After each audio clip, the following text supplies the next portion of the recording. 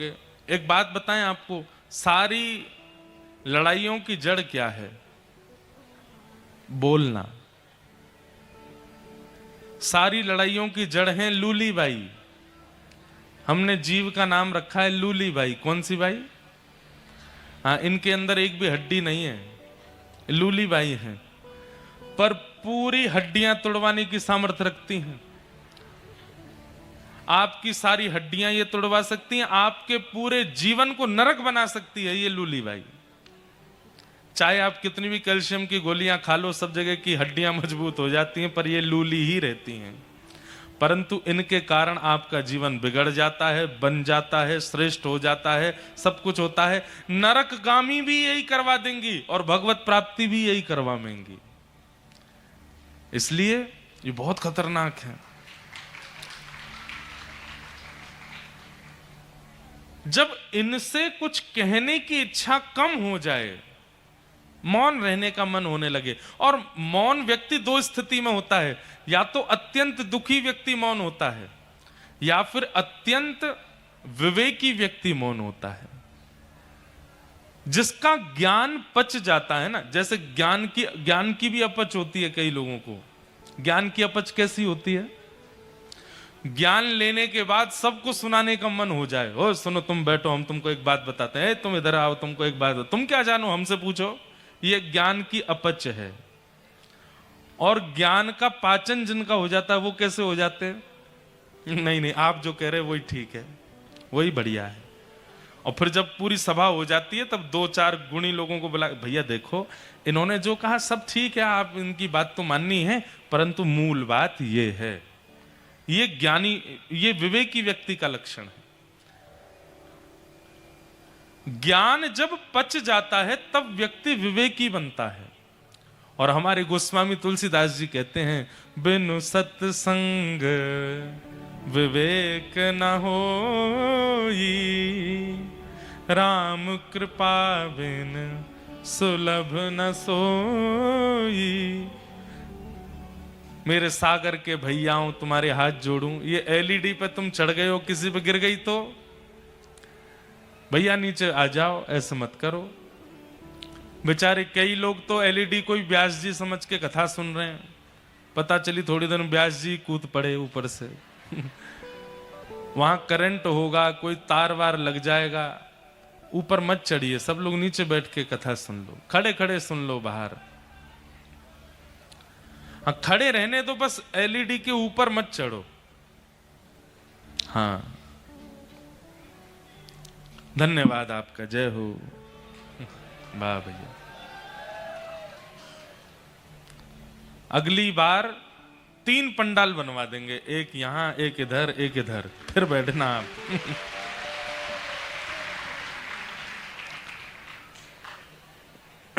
जबकि अब की बार तो पिछली बार से बड़ा बना है पंडाल, तब भी लोग बाहर ही बैठे हैं। इतनी संख्या में आप सब लोग हैं कि इधर उधर बैठना पड़ रहा है। अच्छा, एक बात बोले हम आपको, हम किसी और शहर का नाम नहीं लेंगे, पर हमने एक शहर में आप लोगों की बड़ी प्रशंसा की थी। हमने कहा, मैंने कि देखो, अपने क्या कहते हैं, सागर में 50,000 लोग आएंगे, लेकिन आप देख लेना, सुई गिरोगे तो उसकी आवाज भी आ जाएगी, इतनी शांति से सुनते हैं।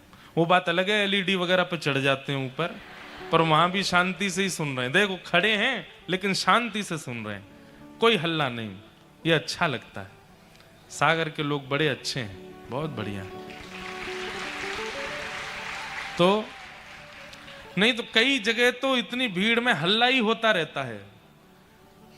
बाहर मेला लगता है तो मेला से पीपनी और ले आते हैं, उसको बजाते रहते हैं कथा में। कथा कहने के लिए व्यास जी को जो माहौल चाहिए, वो सागर में अच्छा प्रकट हो जाता है, इसलिए हम कथा कह पाते हैं। नहीं तो टाइम पास होता है, 3 घंटा कब पूरे हो, हम भी प्रणाम करके चलें। यहां के लोग सुनते हैं, अच्छा लगता है। बस कोई घटना ना घटे, इसका ध्यान रखना। हाँ, तो क्या बता रहा था मैं? ज्ञान की अपच। कई लोगों को ज्ञान पचता नहीं, और जब ज्ञान पचता नहीं है तो वो क्या करते हैं, सब जगह अपना ज्ञान बताते रहते हैं, देते रहते हैं। पर ज्ञान जिसका पच जाता है, ज्ञान की पाचन से ही विवेक बुद्धि प्रकट होती है, और विवेकी व्यक्ति शांत रहता है, कम बोलता है, अल्प वचनों से अपनी बातों को पूरी करता है। जिसको एक बात समझाने के लिए 4 पैराग्राफ चाहिए, वो भी व्यक्ति विवेकी नहीं। अपनी बात समझाने के लिए शब्द चाहिए, बस कुछ शब्दों में अपनी बात की पूर्णता कर दे, उसको विवेकी कहते हैं।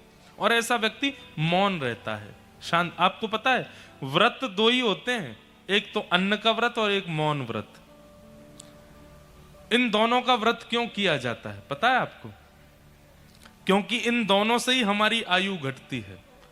अन्न जितना खाएंगे उतनी आयु घटेगी, और जितना बोलेंगे उतनी आयु घटेगी। जब हमने ये बात सुनी तो हमने सोचा भाई हमारी आयु तो फिर बहुत जल्दी घट जाएगी।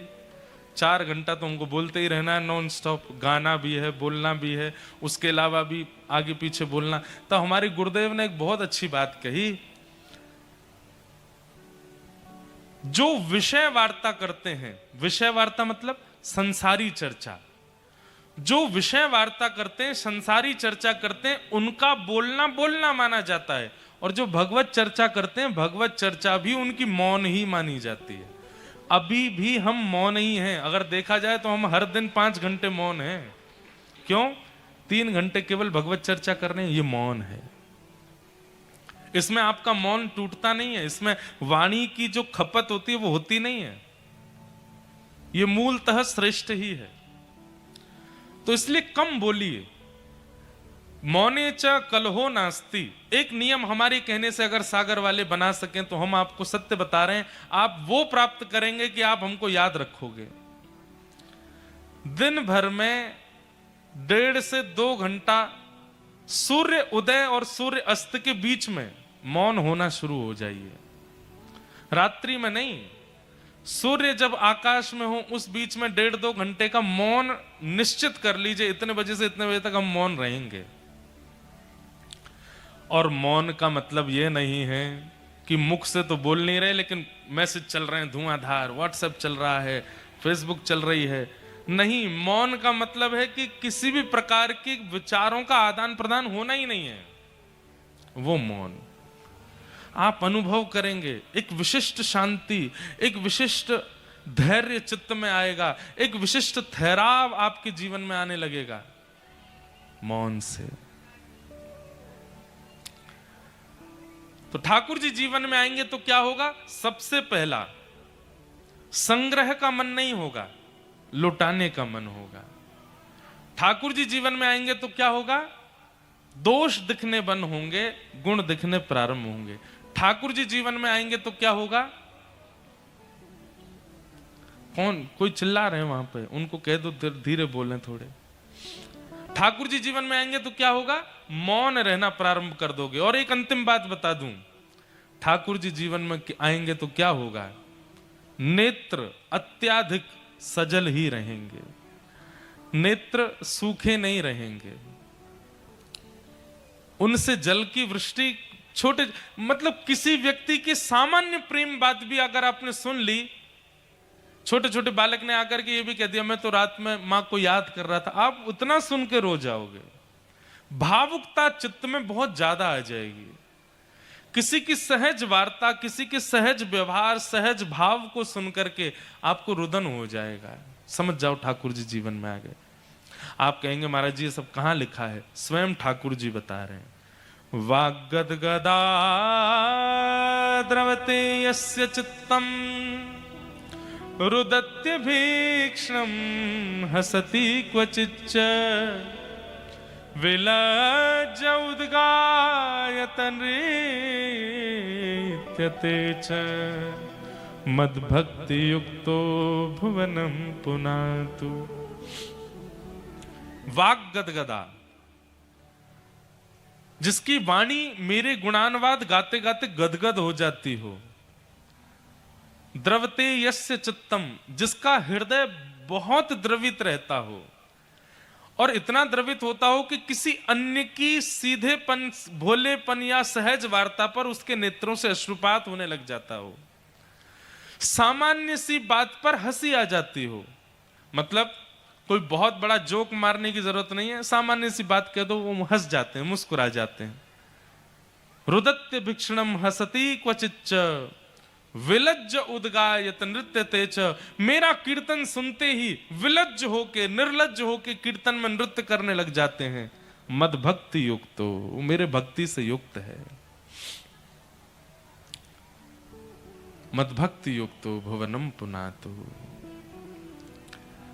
इसलिए ठाकुर जी जीवन में आएंगे तो ये सारे लक्षण आने लगेंगे। उनमें सबसे पहला है संग्रह वृत्ति नष्ट होना। दो प्रकार के लोभ होते हैं, लोभ। और आपको पता है पाप के बाप का नाम क्या है? लोभ। पाप के पिताजी का नाम है लोभ। एक बार एक बालक काशी से पढ़ करके आया, खूब विद्वान बन के आया, अपने पिताजी के पास आकर के बोला, पिताजी मैं सब कुछ पढ़ के आया हूं, आप जहां से चाहो पूछ लो। तो पिता ने यही पूछा, बताओ पाप के बाप का नाम क्या है? नहीं बता पाया। बोले ये तो नहीं पढ़ाया गुरुजी ने। बोले ढूंढ के आओ कौन है पाप के बाप। बालक ने कल पढ़ा ढूंढने के लिए, तभी 2-3 दिन निकल गए, कहीं से उत्तर नहीं मिला पाप का बाप कौन। तभी एक घर के बाहर गौ माता खड़ी थी, तुलसी का पौधा लगा था। बालक ने सोचा किसी वैष्णव का घर है, 2-3 दिन हो गए कुछ खाया पिया नहीं, यहां पे कुछ पा लेता हूं। उस घर में जैसे ही प्रवेश किया, वो किसी वैष्णव का घर नहीं था, एक वैश्या का घर था। तो वैश्या ने जैसे ही बालक को देखा, ब्राह्मण बालक, त्रिपुंड लगाए, शिखा रखी है, धोती पहन करके, हाथों में वेद लगे हैं, तुरंत वैश्या आई जल का पात्र लेकर के, महाराज जलपान कीजिए। तो ब्राह्मण ने तुरंत जल लिया, पान किया, पान करके बोली, ये घर मुझे लगता है किसी वैष्णव का है, गोबर का चौका लगा है, बाहर गैया है, तुलसी का पौधा है, आप निश्चित ही कोई वैष्णव हैं। वैश्या बोली, वैष्णव का तो नहीं पता मैं हूं कि नहीं, पर मैं एक नगर वैश्या हूं। जैसे ही कहा नगर वैश्या, ब्राह्मण बालक तो तुरंत बाहर गया, वमन करने लगा, अपने पेट में हाथ लगाने लगा, पानी निकालने लगा बाहर। वैश्या बोली, क्या कर रहे हैं आप?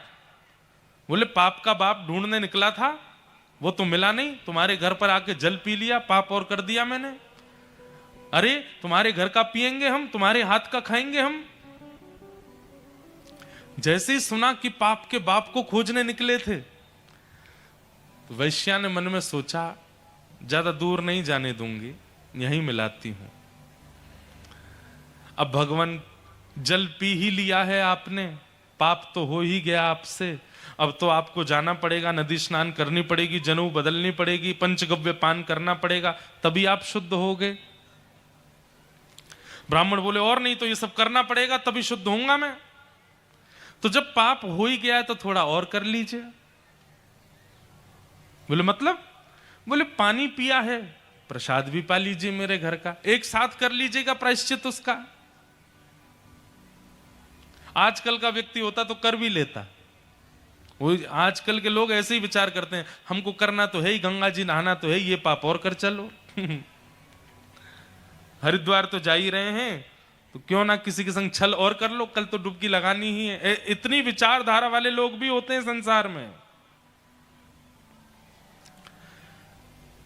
ब्राह्मण बालक तो लाल वर्ण का हो गया उसका चेहरा, तुम कह कैसे सकती हो मुझसे, मैं तुम्हारे घर का भोजन करूंगा। वैश्या बोली, कितने दिन हो गए आपको घर से निकले? बोले 3 दिन हो गए। कुछ पाया? बोले नहीं पाया। अब पाप का बाप पता नहीं कल मिले, परसों मिले, कब मिलेगा, कब तक भूखे रहोगे आप, कुछ पा लीजिए। मैं कहीं और पालूंगा, तेरे घर का नहीं पाऊंगा। इतने दिन से आप अकेले घूम रहे हैं, आपके पास धन भी नहीं होगा, मेरे घर अगर आप प्रसाद पाएंगे तो मैं दक्षिणा में 5 सोने की मोहर आपको प्रदान करूंगी, और फिर बाद में प्रायश्चित तो आप कर ही लोगे, कम से कम 4-5 दिन के लिए कुछ हो तो जाएगा आप पे व्यवस्था। 5 सोने की मोहर। बालक ने कहा, 5 सोने की मोहर ठीक है, मैं पा तो लूंगा, लेकिन मैं अपने हाथ से बनाऊंगा, तुम्हारे हाथ से बना हुआ नहीं पाऊंगा। हाँ ठीक है, मैं सीधा सामान दे देती हूं, आप बना लेना। आटा दाल चावल सब रख दिया, गोबर का चौका लगा दिया, बोले आप बना लीजिए। बालक, ब्राह्मण बालक जैसे ही बैठा बनाने के लिए, वैश्या आई, आकर के बोली मुझे बहुत कष्ट हो रहा है, मैं देख नहीं पा रही हूं, आप मेरे सामने बैठ के अपने हाथ से बना रहे हैं, मैं 5 की जगह 10 सोने की मोहर दक्षिणा में दे दूंगी, मुझे बनाने दीजिए ना, ये अवसर मुझे कब मिलेगा। ठीक है तुम बना लो, लेकिन गंगा जल में बनाना। ठीक है, प्रसाद बनाया, बना करके थाली में परोस दिया। ब्राह्मण जैसे ही पाने के लिए बैठे, वैश्या ने कहा आपकी आज्ञा हो तो एक कवल में अपने हाथ से तोड़ के खिलाऊं आपको, अपने हाथ से। अब मुझ पर तो भूले भटके ही कृपा होगी आपकी, जानबूझ के तो आप मेरे घर आओगे नहीं, अब आ ही गए हो तो इतना भी मुझे सौभाग्य दे दो, एक ब्राह्मण को मैं अपने हाथ से खिलाऊं। ब्राह्मण बालक बोला तुम कैसे सोच सकती हो, तुम्हारे हाथ से कैसे पाऊंगा मैं। अब मेरे घर का पानी नहीं पी सकते, भोजन नहीं कर सकते, मेरे हाथ का बना नहीं खा सकते, ये सब तो हो ही गया, तो मेरे हाथ से भी खा लो। ब्राह्मण बोले बिल्कुल नहीं, 15 सोने की मोहर दूंगी दक्षिणा में, मेरे हाथ से पालो। ठीक है, एक कवल खिलाना, फिर बाद में मैं अपने आप खाऊंगा। बोला हाँ ठीक है। एक कवल जैसे उठा के दिया, वैश्या ने कवल मुख में दे करके और एक हाथ घुमा करके दिया गाल पर, ताम्रवर्ण हो गया। क्या करती हो? बोले पाप के बाप से मिलवा रही हूं आपको। पाप का बाप कैसे? आप मेरे घर का पानी पीते हैं? नहीं पीते। क्यों पिया? बोले वो तो मैंने अनजाने में पिया। अनजाने में पिया तो फिर मेरे घर का भोजन क्यों किया? बोले वो तुम्हारी बड़ी श्रद्धा थी। बोले झूठ मत बोलिए, सोने की मोहर के कारण आपने किया। 5 सोने की मोहर के कारण मेरे घर का भोजन स्वीकार कर लिया, 10 सोने की मोहर के कारण मेरे हाथ का बना स्वीकार कर लिया, और 15 सोने की मोहर पर आप मेरे हाथ से खाने तक को राजी हो गए। अपने पिताजी को जाके बता दीजिए, पाप के बाप का नाम है लोभ। एक लोभ आपसे क्या क्या करवा देता है, ये आप खुद विचार करो। एक लोभ, सत्य बता रहे हैं बंधुओं हम आपको, लोभ के वशीभूत, लोभ के फलस्वरूप ही व्यक्ति जब अपना जीवन जीने लग जाता है, उस व्यक्ति से पाप बनेगा ही बनेगा। आप सागर क्यों जा रहे हैं? अगर कोई लोभ है उसके पीछे, आप पाप भी करोगे। सागर क्यों जा रहे हैं? बोले कथा सुननी है और कोई लोभ नहीं है, कथा सुनानी है और कोई लोभ नहीं है, वार्ता करनी है और कोई लोभ नहीं है। लोभ विहीन होकर के जब क्रिया करोगे, पाप से भी बचोगे। लेकिन आपकी क्रिया के पीछे एक लोभ है। आपने विवाह भी लोभ के चक्कर में किया, आपने मित्रता भी लोभ के चक्कर में की, किसी के साथ संबंध भी लोभ के चक्कर में बनाया, किसी भी रूप में लोभ विद्यमान है। और लोभ का मतलब कारण, आपका स्वार्थ लाग करहि सब प्रीति, सुर नर मुनि जन की यह रीति। एक स्वार्थ यदि आपका उसके पीछे, स्वार्थ ही लोभ है, तो आपसे पाप बनेगा। बिना कारण, अकारण। लोभ रहित होकर के जब क्रिया होती है, तब वह पाप विमुक्त करती है। अगर लोभ युक्त होकर के हो, अब लोग गिरिराज जी की परिक्रमा लगाने जाते हैं, 22 किलोमीटर की परिक्रमा लगाते हुए लोगों से पूछो भैया काय को आए हो परिक्रमा लगाने? अब बेटा की नौकरी नहीं लग रही, या हमारे लगाने आए हैं। लोभ। दूध क्यों चढ़ा रहे हैं शंकर जी पे? वो नहीं हो रहा इसलिए चढ़ा रहे हैं। लोभ। और फिर लोभ तो स्वयं करते हैं, ठाकुर जी को लोभ और दे देते हैं, अगर मेरा ये काम बन गया तो मैं आपके लिए ये करवा दूंगा। ठाकुर जी कहते हैं वारे लोभी, स्वयं भी लोभ करके आया और मुझे और लोभ दे के जा रहा है कि मेरा ही काम करवा दो तो मैं आपका ये कर दूंगा, आपके लिए सोने का छत्र चढ़ा दूंगा, आपका मंदिर का द्वार बनवा दूंगा। लोभ पाप का बाप है। उससे बची। ब्राह्मण ने तुरंत वैश्या के चरण पकड़े, मां मुझे क्षमा कर दो, मैंने केवल आपकी बात सुनकर के आपके आचरण पर और आपके चरित्र पर मैंने कुदृष्टि रखी, पर आप तो मेरी गुरु हो। आपने जो विद्यालय में 5 साल में नहीं सीख पाया मैं, वो आपने 15 मिनट में मुझे बता दिया। पाप का बाप कौन? लोभ। लोभ नहीं करना है। ठाकुर जी जब जीवन में आएंगे तो लोभ जाएगा, लोभ निकलेगा। नंद बाबा का लोभ जा चुका है, अटारी पे खड़े है करके लुटा रहे हैं महाराज, भर भर के लुटा रहे हैं नंद बाबा। हाथी दीने, घोड़ा दीने, और दीने पालकी, बालकन को लाडू पेड़ा, बूढ़े को लापसी, कड़े दीने, छड़े दीने, दीनी मुक्ता माल की, सबको प्रदान कर रहे हैं। 6 दिन के ठाकुर जी भय, तभी पूतना नाम की राक्षसी आई, और पूतना रूप बदल करके आई। जैसी है वैसी नहीं आई है, अपने रूप को परिवर्तित करके आई है। जैसी पूतना का आगमन हुआ, कहते इतनी सुंदर बन के आई थी, इतनी सुंदर बन के आई थी कि वहां सब में चर्चा होने लगी। भैया नंद जी के लाला को देख के तो ऐसा लगे परमात्मा आयो होगो, और आज हमारी बात सिद्ध है गई। क्यों? ये जो आई का है, यह देख करके ऐसा लग रहा है कि लक्ष्मी ही दर्शन करवे जा रही है, इतनी सुंदर। उसका रूप राक्षसी का है, परंतु बन के सुंदर जा रही है। बंधु हमारी एक बात मानिएगा, ठाकुर जी के सन्मुख रूप परिवर्तित करके मत जाओ। रूप परिवर्तित मतलब श्रृंगार से नहीं है हमारा मतलब। हृदय जैसा है, विचार जैसे हैं, व्यवहार जैसा है, भाव जैसा है, वैसे जाओ। मैं अगर मंदिर में जाता हूं और मुझे ये याद रहे कि मैं महाराज जी हूं, ठाकुर जी के लिए मैं पूतना हूं, अरे आऊं महाराज जी बन के आयो है। मैं मंदिर में जाऊं, मुझे याद रहे मैं मंत्री हूं, मैं ये हूं, मैं वो हूं, मेरी ये पदवी है, तो ठाकुर जी के लिए हम पूतना ही हैं।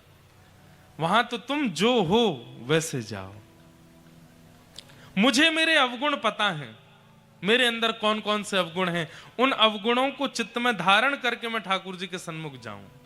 हे नाथ, कौन कुटिल खल कामी मोसम, कौन कुटिल खल कामी मोसम, जो तन दियो ताहि बिसरायो, जो तन दियो ताहि बिसरायो, ऐसो नमक हरामी, ऐसो मौसम, कौन कुटिल खल काम, मौसम कौन कुटिल। ये शब्द सूरदास जी के हैं। वो सूरदास जिनको बिना नेत्रों के ठाकुर जी का दर्शन हो जाता है, और वो सूरदास कह रहे हैं कौन कुटिल खलकामी। इसका मतलब क्या है?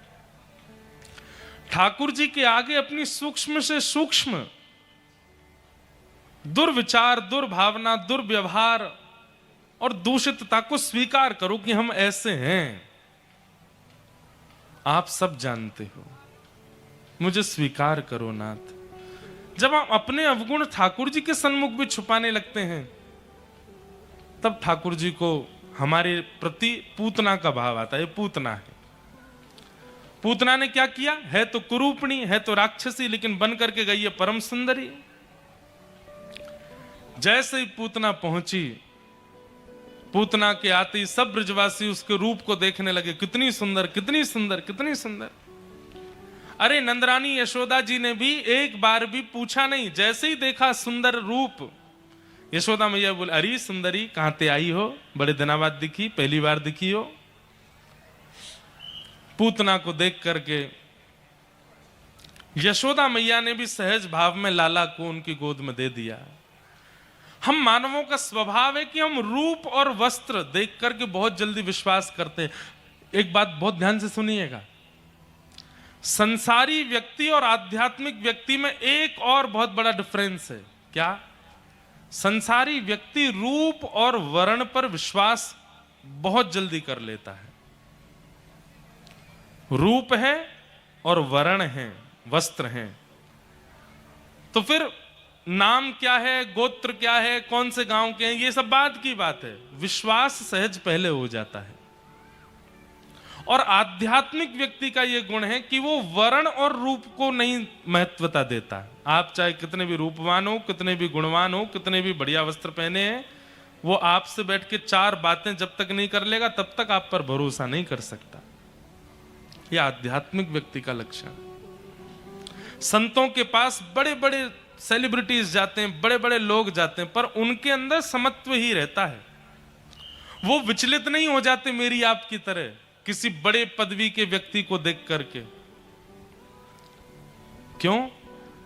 आध्यात्म उन्हें बताता है कि पदवी बड़ी होना, रूप का सुंदर होना और वस्त्रों का बहुत बढ़िया होना, इसका मतलब जरूरी नहीं कि व्यक्ति का व्यक्तित्व अच्छा है। वो व्यक्ति के व्यक्तित्व को उसके वचनों से ही पहचानते हैं, उसके संग रह के ही जान पाते हैं। और संसारी व्यक्ति का व्यक्तित्व चाहे जैसा हो, है पॉपुलर है, तो इसका मतलब है कि उसको वो विश्वास का पात्र है। हम उसको कुछ भी दे सकते हैं, हम उससे कुछ भी बोल सकते हैं, कहीं भी उसके साथ जा सकते हैं। और यही मात खाते हैं हम लोग। जितने भी यहां पर अविवाहित बैठे हैं, लड़का और लड़कियां, सबसे हमारी प्रार्थना, रूप देख करके विवाह मत कीजिएगा, प्रभाव देख करके विवाह मत कीजिएगा, स्वभाव देखिएगा। प्रभाव के साथ कुछ दिन जिया जा सकता है, पर स्वभाव के साथ अंतिम श्वास तक रहा जा सकता है। हम प्रभाव देखते हैं, और प्रभाव बहुत लंबे समय तक अच्छा नहीं लगता। कुछ दिन बाद प्रभावशाली व्यक्ति का गुण घटने लगता है, पर स्वभावशाली व्यक्ति वो तो अंतिम श्वास तक अच्छा लगता है। पति देखने में कम सुंदर हो, पत्नी देखने में कम सुंदर हो, चलेगा। रोटी गोल की जगह टेढ़ी बनाती हो, चलेगा। चाय में पत्ती ज्यादा पड़ जाती हो, चलेगा। लेकिन अगर वाणी और स्वभाव इन दो में सरसता है तो बाकी सब चीजों के आगे आंख बंद कर लीजिएगा। अद्भुत है, उसके साथ विवाह कर लीजिए, उसके साथ अपना जीवन आगे बढ़ा सकते हो। वाणी, अच्छा एक और बात है, वाणी अगर बनावटी होगी तो बनावटी चीज बहुत दिन तक रह नहीं पाती है। बनावटी चीज का एक दिन पर्दाफाश होता ही है, पर स्वभाव यदि एक्चुअल होगा ना तो कुछ भी बनावटी नहीं होगा, सब स्वाभाविक होगा।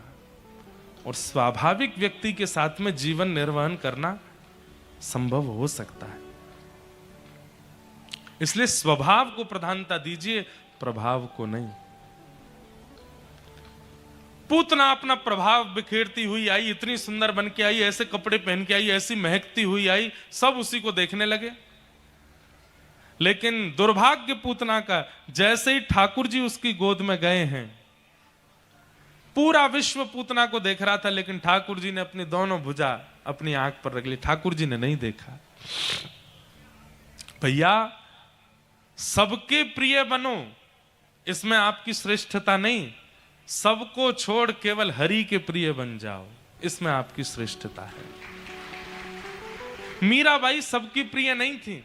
मीराबाई का जब विवाह हो गया और विवाह के कुछ दिन बाद जब उनके जिनसे ब्याह हुआ उन्हीं की मृत्यु हो गई, तो ससुराल के लोगों को इतना खलने लगी मीराबाई, जब से आई है हमारे बेटे को ले गई, हमारा परिवार बिखर गया, ये हो गया, विष देने का प्रयास किया, मारने का प्रयास किया, पीछे शेर छोड़ दिया।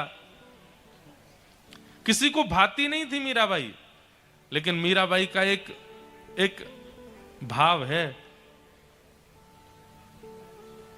रूठे चाहे राजा वासे कछु ना काजा, एक तू ही महाराजा और कौन पास जाएंगे। रूठे चाहे भाई वासे कछु ना भलाई, एक तू ही है सहाई और कौन को सराहेंगे। रूठे चाहे शत्रु और मित्र आठों याम, एक तेरे चरणन के नेह को निभाएंगे। जग सारा झूठा एक तू ही है अनूठा, रूठ जाए चाहे सारा जग पर तू ना रूठा चाहिए। आपसे भैया रूठ गए, मैया रूठ गई, पिताजी रूठ गए, पति रूठ गए, बच्चे रूठ गए, पत्नी रूठ गई, सबका रूठना मनाना चलता रहेगा। लेकिन किसी दिन ठाकुर जी रूठ गए तो, ठाकुर जी अगर रूठ गए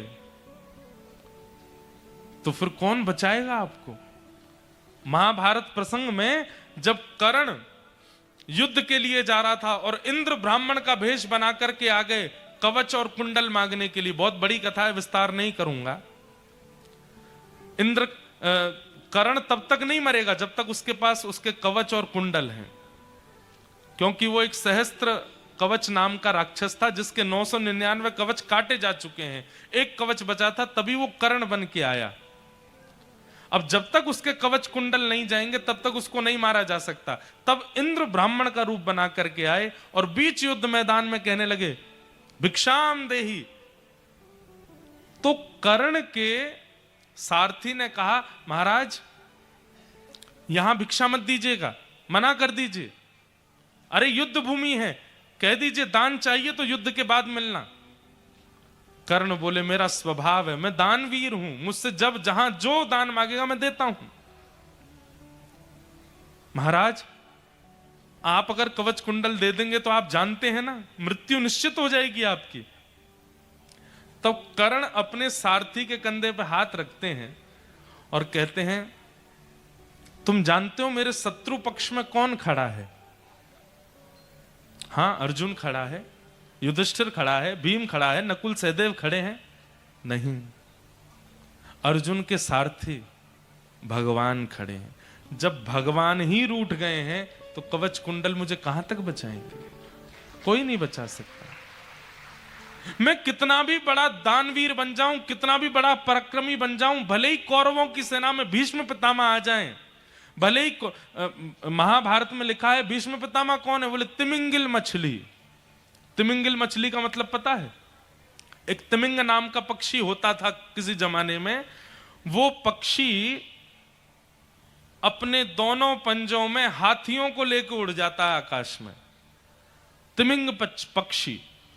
और जब वो पक्षी दो हाथियों को पंजे में लेकर के आकाश में उड़ता है और समुद्र के ऊपर जाता है तो एक मछली मुंह खोल करके दो हाथी और पक्षी को तुरंत निगल जाती है, उसको तिमिंगिल मछली कहते हैं। भीष्म पितामह, कृपाचार्य, द्रोणाचार्य, इन सबको तिमिंगिल मछली कहा गया है महाभारत में। इनसे जीतना असंभव है।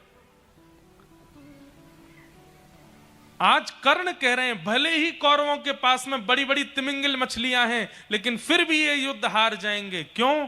क्योंकि रूठा बैठा हुआ परमात्मा है। परमात्मा रूठा है, हम महाभारत नहीं जीत पाएंगे। आप कौरवों की सेना को सामान्य मत समझिएगा। महाभारत तो सुनानी पड़ेगी हमको एक बार आपको बढ़िया से, तब आनंद आवेगा कि क्या है महाभारत, आपको पता चले। आपने आज तक सीरियलों में ही देखी है, आज तक आपने टीवी पे ही देखी है, मूल महाभारत तो पता ही नहीं है लोगों को कैसी है महाभारत। कर्ण कहता है हमारा जीतना असंभव है। क्यों? क्योंकि रूठे हुए पांडव नहीं, रूठा हुआ परमात्मा है। ठाकुर जी रूठ गए तो कहां जाएंगे हम। इसलिए भैया कोई रूठे कोई माने चिंता मत करो, बस ठाकुर जी नहीं रूठने चाहिए। मैं तो गोविंद मीराबाई कहती हैं, बहुत अच्छा पद है, मुझे बहुत प्रिय लगता है। मीराबाई के सारे पद बड़े प्रिय हैं। मैं तो गोविंद गुण गासूं, राणा जी रूठे तो मने काय करसी। मैं तो गोविंद गुण गासूं, राणा जी रूठे तो, मैं तो गोविंद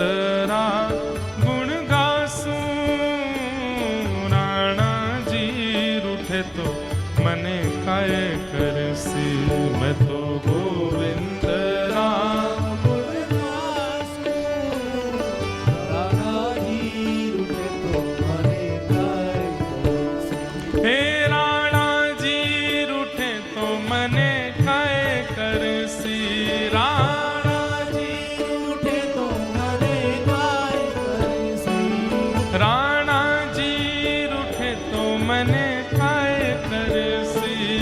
राणा जी रूठे तो मने खाए करसी। ओ राणा जी रूठे तो मने खाए करसी। राणा जी रूठे तो मने खाए करसी। ओ मैं तो गोविंद रा गुण गासूं। राणा जी रूठे तो मने काहे करसे। मैं तो गोविंद रा गुण गासूं। राणा जी रूठे तो मने खाए। मीराबाई कह रहे हैं, हे चरणामृत रा नेम हमारा। चरणामृत रा नेम हमारा। चरणामृत रा नेम हमारा। चरणामृत रा नेम हमारा। मैं नित उठ दर्शन पासूं। मैं तो नित उठ दर्शन पासूं। ओ हरि मंदिर मां नृत्य करास्या। हरि मंदिर मां करासा। हरि कथा मां नृत्य करास्या। हरि कथा मां नृत्य करासा। घूंघरिया घम कासूं। मैं तो घूंघरिया। ओ मैं तो गोविंद रा गुण गासूं। राणा जी रूठे तो मने काहे करसी। मैं तो तेरा गुण गासूं। राणा जी रूठे तो श्री राधा रमण लाल की।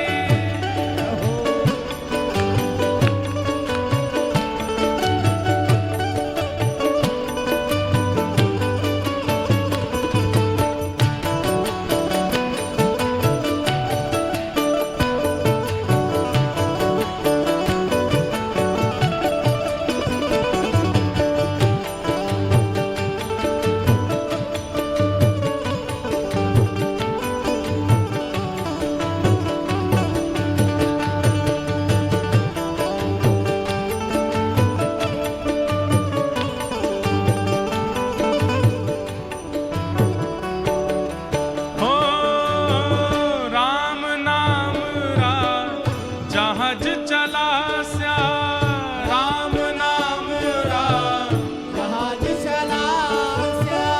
राम नाम रा जहाज चलास्या। राम नाम रा जहाज चला। मैं तो भव सागर तर जासूं। मैं तो भव सागर सागर तर जासूं। ओ मैं तो भव सागर तर जासूं। मैं तो भव सागर तर जासूं। ओ मीरा के प्रभु गिरधर नागर। राखे प्रभु गिरिधर नागर। हाँ मीरा के प्रभु गिरधर नागर। राखे प्रभु गिरिधर नागर। मैं तो निरख परख गुण गासूं। मैं तो निरख परख गुण गासूं। हाँ मैं तो निरख परख गुण गासूं।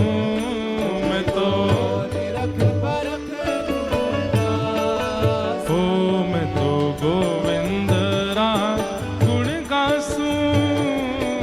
राणा जी रूठे तो मने काहे करसी। तेरा गुण गासूं। राणा जी रूठे तो मने खाए करसी। ओ मैं तो गोविंद रा गुण गासूं। राणा जी रूठे तो मने खाए करसी। मैं तो तेरा गुण गासूं। इस बार सागर की कथा में मीराबाई के इतने पद आए हैं, हर दिन मीराबाई का एक एक भाव आया है, तो एक भाव और सुना देते हैं। हे मोहन आओ तो सही, गिरधर आओ तो सही, माधव रे मंदिर में मीराबाई अकेली खड़ी। मोहन आओ तो सही, गिरधर आओ तो सही, माधव रे मंदिर में मीराबाई अकेली खड़ी। हे गिरधर आओ तो सही, गिरधर आओ तो सही, माधव रे मंदिर में मीराबाई अकेली खड़ी। मोहन आओ तो सही, गिरधर आओ तो सही, माधव रे मंदिर में मीराबाई अकेली खड़ी। हे थे के वो तो सांवरा में मोर मुकुट बन जाऊं, थे के वो तो सावरा में मोर मुकुट बन जाऊं। थे के वो तो सांवरा में मोर मुकुट बन जाऊं। हे कहो तो सावरा में मोर मुकुट बन जाऊं। हाँ पैरण लागे सांवरो जे, पैरण लागे पैरण लागे सांवरो जे, पैरण लागे। मैं तो मस्तक से लग जाऊं रे, मैं तो मस्तक, हे मैं तो मस्तक से लग जाऊं रे, मैं तो। हे मोहन आओ तो सही रे, गिरधर आओ तो सही, माधव रे मंदिर में मीराबाई अकेली खड़ी। आओ तो सही, गिरधर आओ तो सही, माधव रे मंदिर में मीराबाई अकेली खड़ी। हे गिरधर आओ तो सही रे, गिरधर आओ तो सही, माधव रे मंदिर में मीराबाई अकेली खड़ी। आओ तो सही, गिरधर आओ तो सही, माधव रे मंदिर में मीराबाई और अकेली खड़ी। जैसे ये नाचने के लिए नहीं गा रहे हैं, ठाकुर जी को जैसे मीराबाई बुला रही हैं वैसे बुलाओ, आप भी नृत्य करते हुए बुलाओ।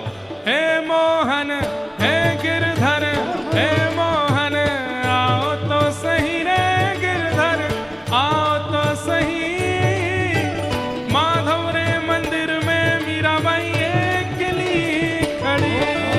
आओ तो सही, गिरधर आओ तो सही, माधव रे मंदिर में मीराबाई अकेली खड़ी।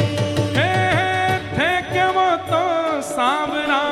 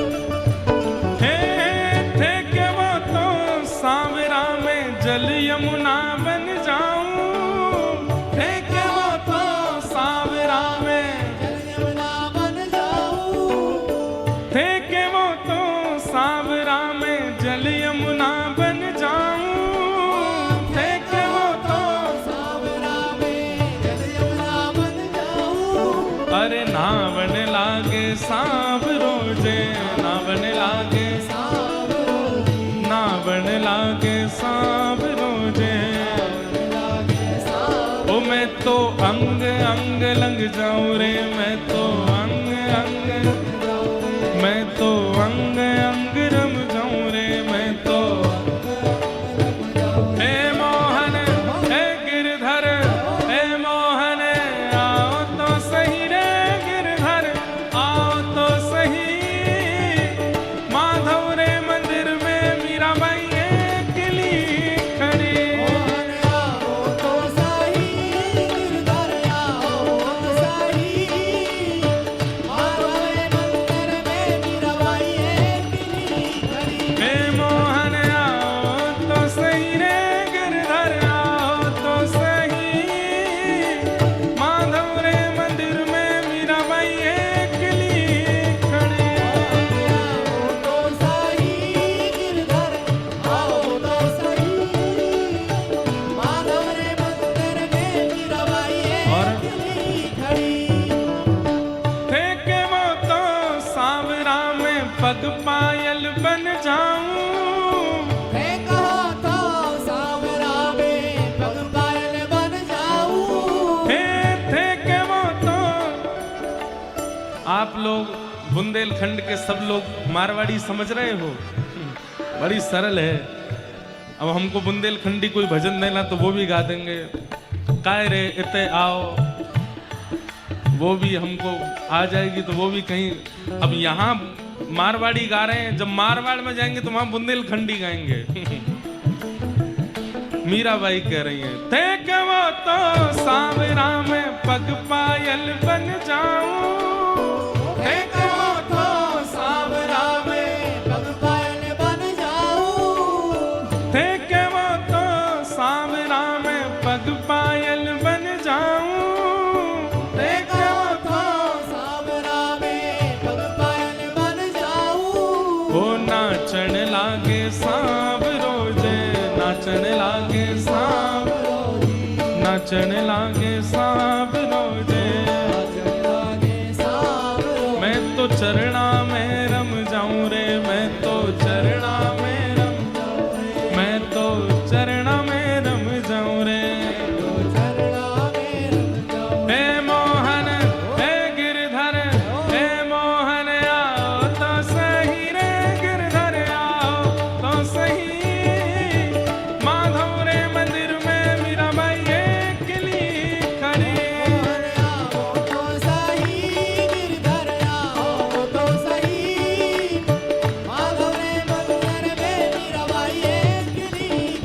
हे मोहन आओ तो सही रे गिरधर, आओ तो सही। माधव रे मंदिर में मीराबाई अकेली खड़ी।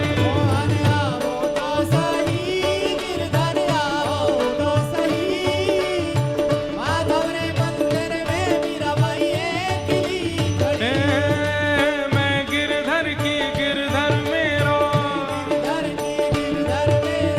मैं गिरधर की गिरधर मेरो। हे मैं गिरधर की गिरधर मेरो,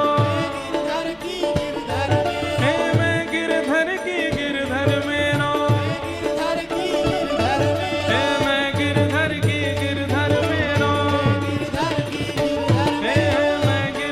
की गिरधर मेरो। हे मैं गिरधर की गिरधर मेरो, हाँ मैं गिरधर की गिरधर मेरो। हे मैं गिरधर की गिरधर मेरो, मैं गिरधर की गिरधर मेरो। हे मैं गिरधर की गिरधर मेरो, हाँ मैं गिरधर की गिरधर मेरो। हे मैं गिरधर की गिरधर मेरो, मैं गिरधर की गिरधर मेरो।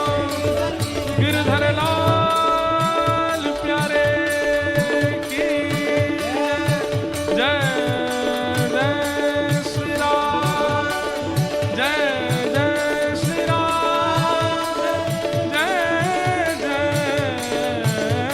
श्री राम।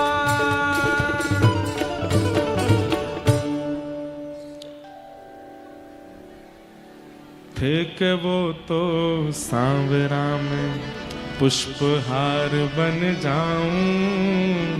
हे थे कि वो तो सांवरा में पुष्पहार बन जाऊं पैरण लागे सांवरो जे पैरण लागे सावरो जी पैरण लागे सांवरो जे पैरण लागे सावरो मैं तो हिबड़ा से लग जाऊं रे मैं तो हिबड़ा से से लग जाओ रे हे मोहन आओ तो सही रे गिरधर आओ तो सही माधव रे मंदिर में मीराबाई अकेली खड़ी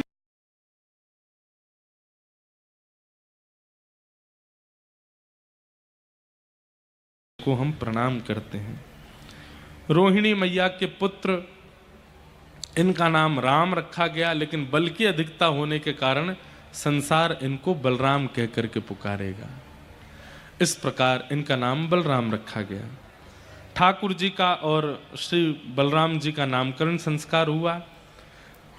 धीरे धीरे ठाकुर जी अब 3 बरस के है गए और 3 बरस के ठाकुर जी ऐसा ऊधम मचाने लगे हैं, इतना ऊधम मचा में जाकी कोई सीमा नहीं।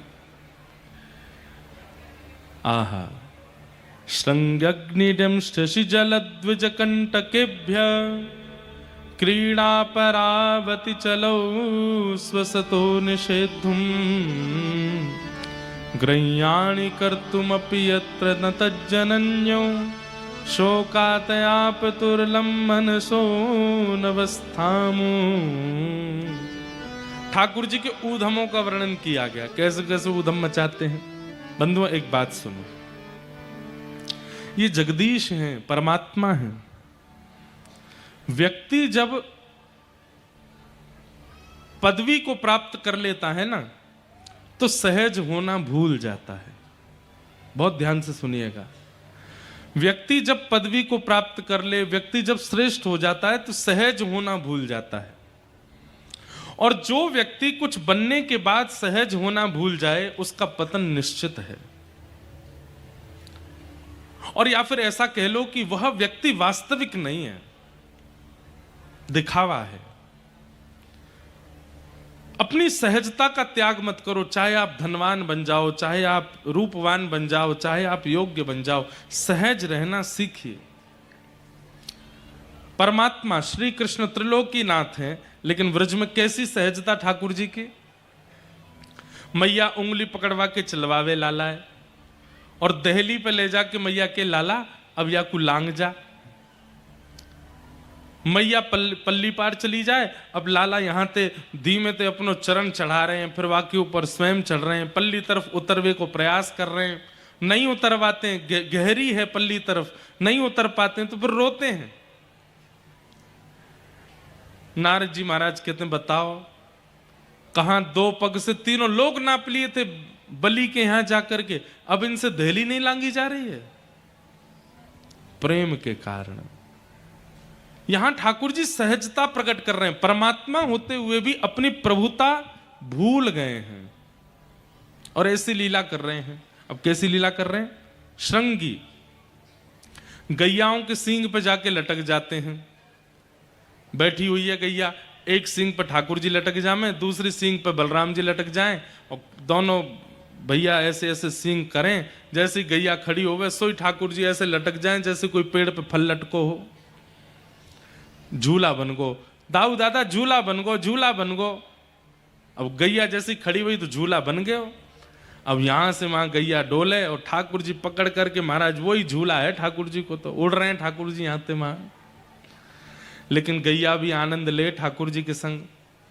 रोज ठाकुर जी आ जाएं, सींग पे लटक जाएं।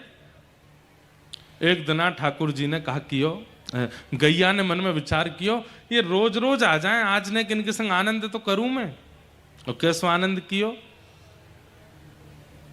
गैया के सींगों में घी लगा रहता है, नंद बाबा रोज घी लगाते हैं। तो ठाकुर जी थोड़ी देर पकड़ पाते हैं, उसके बाद जैसे हाथ छूटने लगते हैं तो गैया अपने आप धीमी हो जाती है, बैठ जाती है, ठाकुर जी उतर जाते हैं। लेकिन आज गैया धीमी नहीं हुई और ना ही रुकी। अब ठाकुर जी के हाथ छूटवे वारे भय, ठाकुर जी कहें, अरे गैया अरे ये गैया जल्दी रुक जा, देख हाथ छूटे हुए आ रहे हैं, आज तो रुक का ही कुना रही है, जल्दी रुक जा, मैं गिर जाऊंगा, मुझको लग जाएगी। गैया दौड़ के जावे और 9 लाख गौवंश का जहां गोबर का ढेर है वहां जाकर खड़ी है जाए।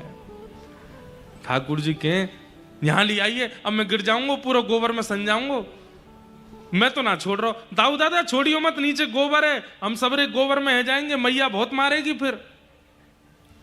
गैया बोले आज कैसे ना गिरोगे।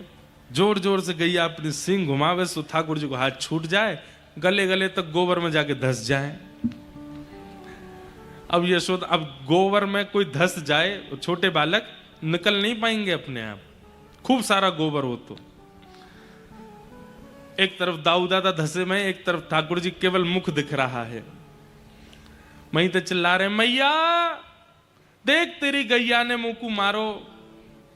मैया दौड़ी दौड़ी आई, लाला तू कहां है?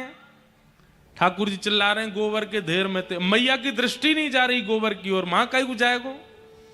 अरे मैया इतकू आ गोबर के पास, मैं यहां बैठा हूं। मैया ने जाए करके देखी तो महाराज गोबर के ढेर में मुखमंडल दिख रहा ठाकुर जी को। एक तो गोबर भी ने सांवरो सो, ठाकुर जी सांवरे दिख ही नहीं रहे मैया है। अरे लाला या गोबर में आके का खेल है? मैया मैं ना खेलो, तेरी गैया ने गिर दियो मोए यहाँ पे। अच्छा अब तो गंदो है गो, चल तो को नवाऊं। मैया ने जैसी बाहर निकाले, दूर मैया गोद में नहीं ले रही है लाला है, ऐसे दूर लेके चल रही है। ठाकुर जी बोले मैया तू ऐसे लटका के काई को ले चल रही है, मुझको गोदी में ले ले। मैया बोली तुम्हें गोबर लग रहा है, मैं हूं गंदी है, जाऊंगी, दूर ही रह मोते। ठाकुर जी बोले अच्छा मैया मुंह को दूर कर रही है, अभी बताऊं तो। ठाकुर जी जोर जोर से रोने लगे। मैया बोली कहा भैया पतो ना कछु खा गो मुकू। अरे कहाँ खा गो, यहाँ पे खा गो है। जैसे ही मैया ने देखवे के कहा ठाकुर जी नीचे किए, सोई ठाकुर जी लपक गए मैया से और खूब जोर से अंक में भर लिया। बोले अब तो लग गो सबरो गोबर। अब मैया अकेले ना नहाऊंगो, मैं और तू दोनों संग नामेंगे। और फिर यशोदा मैया के संग स्नान करते हैं, श्रृंगी अग्नि से खेलते हैं, चूल्हे की अग्नि लेके भागते हैं। श्रृंगी अग्नि डेमस्टी। गली मोहल्ला में डोलने वाले जितने भी जीव जंतु हैं उनके दांत गिनते हैं। क्या हुआ?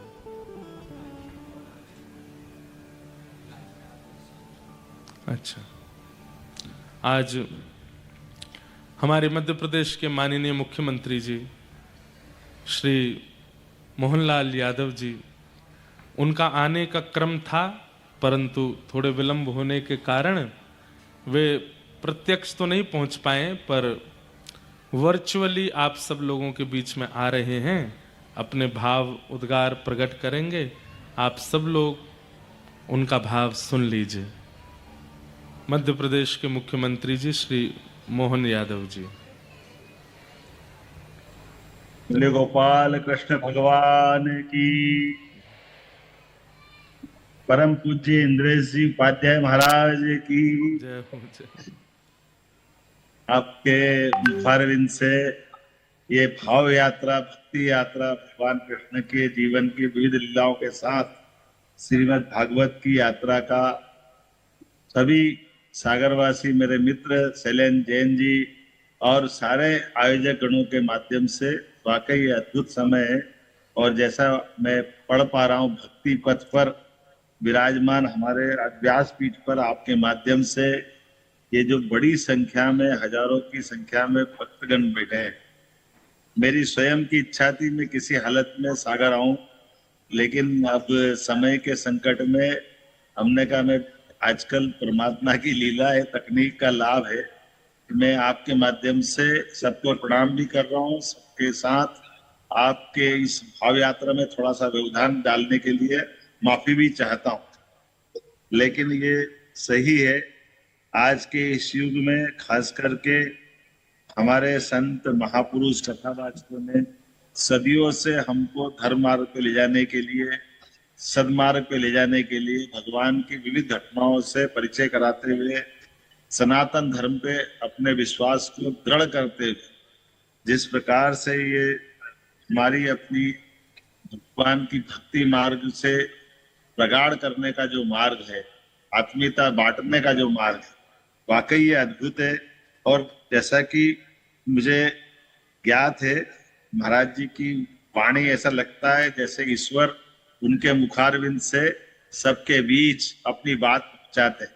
शैलेंद्र जी, आपको बधाई देना चाहूंगा, भाभी जी सहित। वास्तव में आपने बहुत पुण्य का कार्य किया है और ये वाकई अद्भुत अवसर है। मैं क्षमा भी चाहता हूँ, लेकिन भगवत कथा, गीता के संदेश का प्रचार प्रसार, युवाओं को आध्यात्मिक जीवन की ओर प्रेरित करना, गौ सेवा, गौ संरक्षण, सामाजिक कार्यों में सहयोग करना, ऐसे कई प्रकार के आपने महाराज जी ने जो अपने संकल्प लिए, वाकई ये अद्भुत है। इससे न केवल हमारा धार्मिक ज्ञान और भक्ति का प्रचार होता है, बल्कि संस्थागत रूप से हमारी सनातन परंपराओं का संरक्षण भी होता है और प्रसार भी होता है। महाराज जी, मैं जरूर बताना चाहूंगा, हमारी सरकार ने भगवान कृष्ण की लीलाएं जहां जहां हुई, प्रत्येक धाम को तीर्थ बनाने का निर्णय किया है। चाहे उज्जैन का सांदीपनी आश्रम हो, भगवान ने उज्जैन के पास नारायण नामक स्थान पर जहां कृष्ण सुदामा ने रात गुजारी, उस स्थान को भी हम तीर्थ बना रहे हैं। जहां भगवान को सुदर्शन चक्र परशुराम जी ने दिया जाना पाव को, उस स्थान को भी हम तीर्थ बना रहे हैं। माता रुक्मिणी का जहाँ हरण हुआ धार के पास अमझेरा में, और जहां जहां भी विद्वान और हमारे इस मार्ग से जो जानने वाले ज्ञानी अपुरुष है, वो प्रत्येक स्थान हम भगवान के तीर्थ के, भगवान की लीलाओं के स्थानों को प्रत्येक चिन्हित करते हुए प्रत्येक स्थान को न केवल उनके लिए बल्कि हमारे सबके लिए सदैव प्रेरणा का केंद्र बने। तो जो मथुरा का महत्व है, द्वारका का महत्व है, वो स्थानीय लीलाओं का महत्व है, इसको पुनर्स्थापित करने का हम अभियान चला रहे हैं। साथ ही साथ नगरीय क्षेत्र में नगर पंचायत, नगर पालिका, नगर निगम में गीता भवन भी बनवा रहे हैं और युवाओं की 9 लाख विद्यार्थियों की श्रीमद् भागवत पे सामान्य ज्ञान प्रतियोगिता के माध्यम से युवाओं को जोड़ने का संकल्प भी हम कर रहे हैं।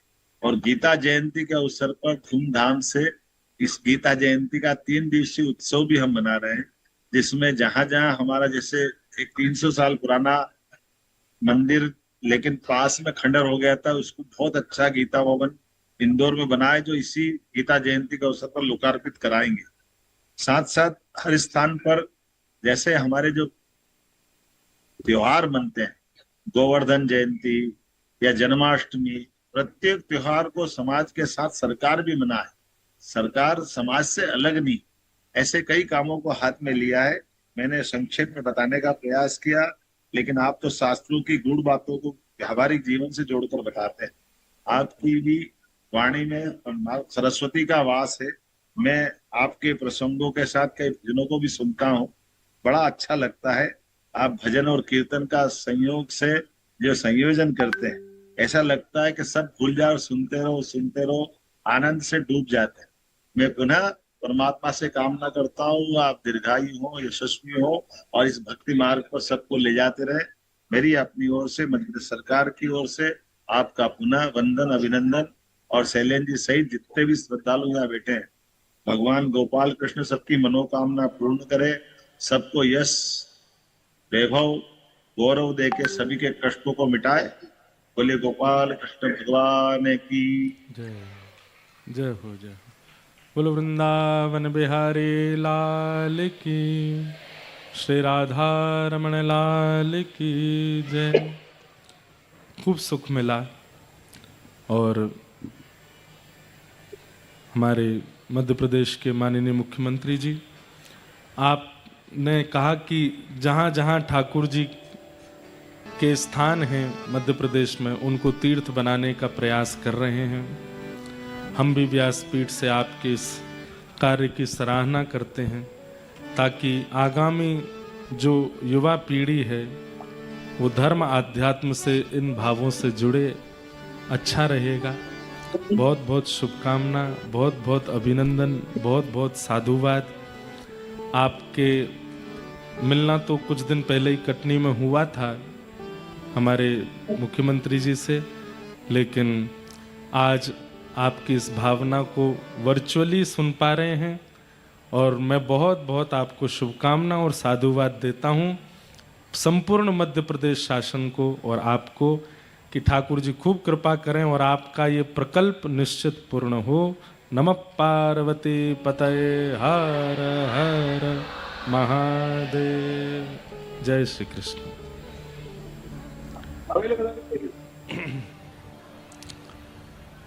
कथाक्रम में हम लोग चलेंगे पुनः।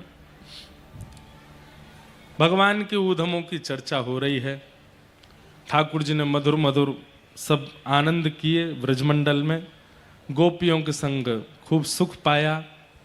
तत्पश्चात एक दिन ठाकुर जी ने अपनी ही मैया की मटकी फोड़ दी। सो मैया ने पकड़ के लाला को ऊखल से बांधो। ऊखल से बंधे ठाकुर जी जैसे ही वृक्ष का स्पर्श किए, 2 वृक्ष टूट के गिरे।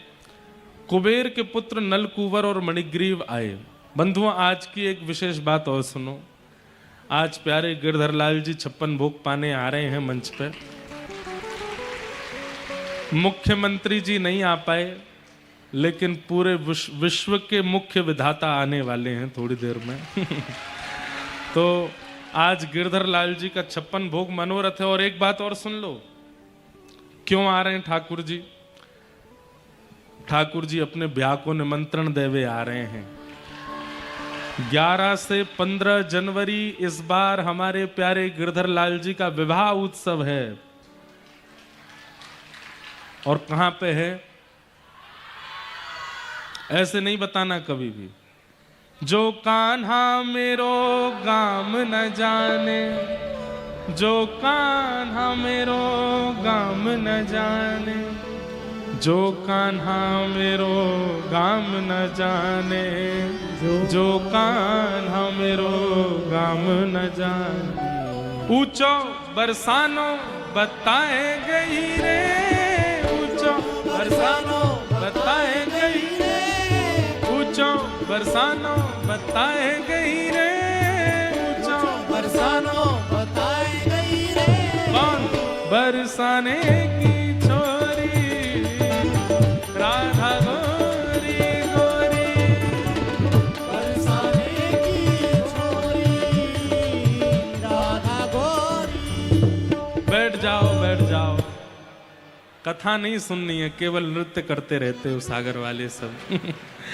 हम तो बस ये बता रहे हैं कि लाला का इस बार विवाह उत्सव होगा ऊंचे बरसाने में। सागर से पूरी महाराज ट्रेन की ट्रेन भर के आनी चाहिए, सब लोग पहुंच जाइए। और वहां जाकर के जब आप वहां पहुंचेंगे तो वहां आपका नामांकन होगा। कोई उसमें ये रजिस्ट्रेशन वगैरह कोई हमारे यहाँ पैसे लेके नहीं होते, फ्री में ही है। नामांकन किस लिए होगा कि वधू पक्ष के आए हो कि वर पक्ष के लिए आए हो, लाला वारे बन के आए हो कि लाली वारे बन के आए हो। तो फिर अगर आपने कही लाला वारे तो आपकी पोशाक, आपके पटकी, आपकी सब कुछ हमसे मैचिंग वाली होगी। और आप कहोगे नहीं हम तो वधु पक्ष के, तो जो बरसाने वाले पहनेंगे वो आपको पहनना पड़ेगा। तो वहां पर भी ऐसे ही पंडाल भी 2 बन रहे हैं, एक में वधु पक्ष बैठेगा, एक में। और महाराज पूरे दिन खींचातानी होएगी, हमारो लाला श्रेष्ठ है, हमारी लाडली श्रेष्ठ है, और ऐसे ही आनंद होएगा। संभवतः वर्षों बाद ब्रजमंडल पुनः श्री राधा कृष्ण विवाह का साक्षी बनेगा। 11 से 15 जनवरी हमारे ब्रज भूमि के जितने संत हैं, भारतवर्ष के जितने महापुरुष हैं, लगभग सब 4-4, 5-5 दिन के लिए वहां आ रहे हैं। बरसाना में इतना ऊधम आनंद होने वाला है। और आपको एक बात और बता दूं, बरसाने में कमरे नहीं बचे। अब जिनको भी आना है या तो नंदगाम रुकना पड़ेगा या गोवर्धन रुकना पड़ेगा। 11-12 किलोमीटर की दूरी पे ही मिलेंगे, क्योंकि बरसाना में सब पैक सोल्ड आउट हो चुका है। लेकिन फिर भी आप लोग आना, चाहे दूर से दौड़ दौड़ के रोज कथा में आना, लेकिन आना जरूर। हमारे प्यारे गिरधर लाल जी आज तो गिरधर लाल आएंगे। अगली बार जब सागर आएंगे तो इनका नाम बदल चुका होगा, इनका नाम होगा राधा गिरधर लाल, श्री राधा गिरधर लाल।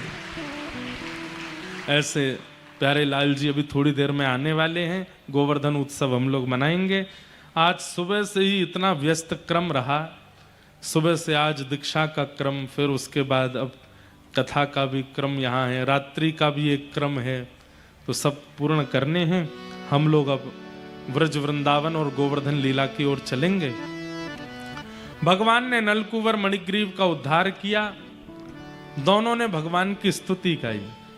वाणी गुणानुकथने श्रवणो कथायाम हस्तौ च कर्म सुमनस्तव पादयोर्नः स्मृत्यां शिरस्तव निवास जगत् प्रणामे दृष्टि सतां दर्शनेस्तु भवत्तनूना।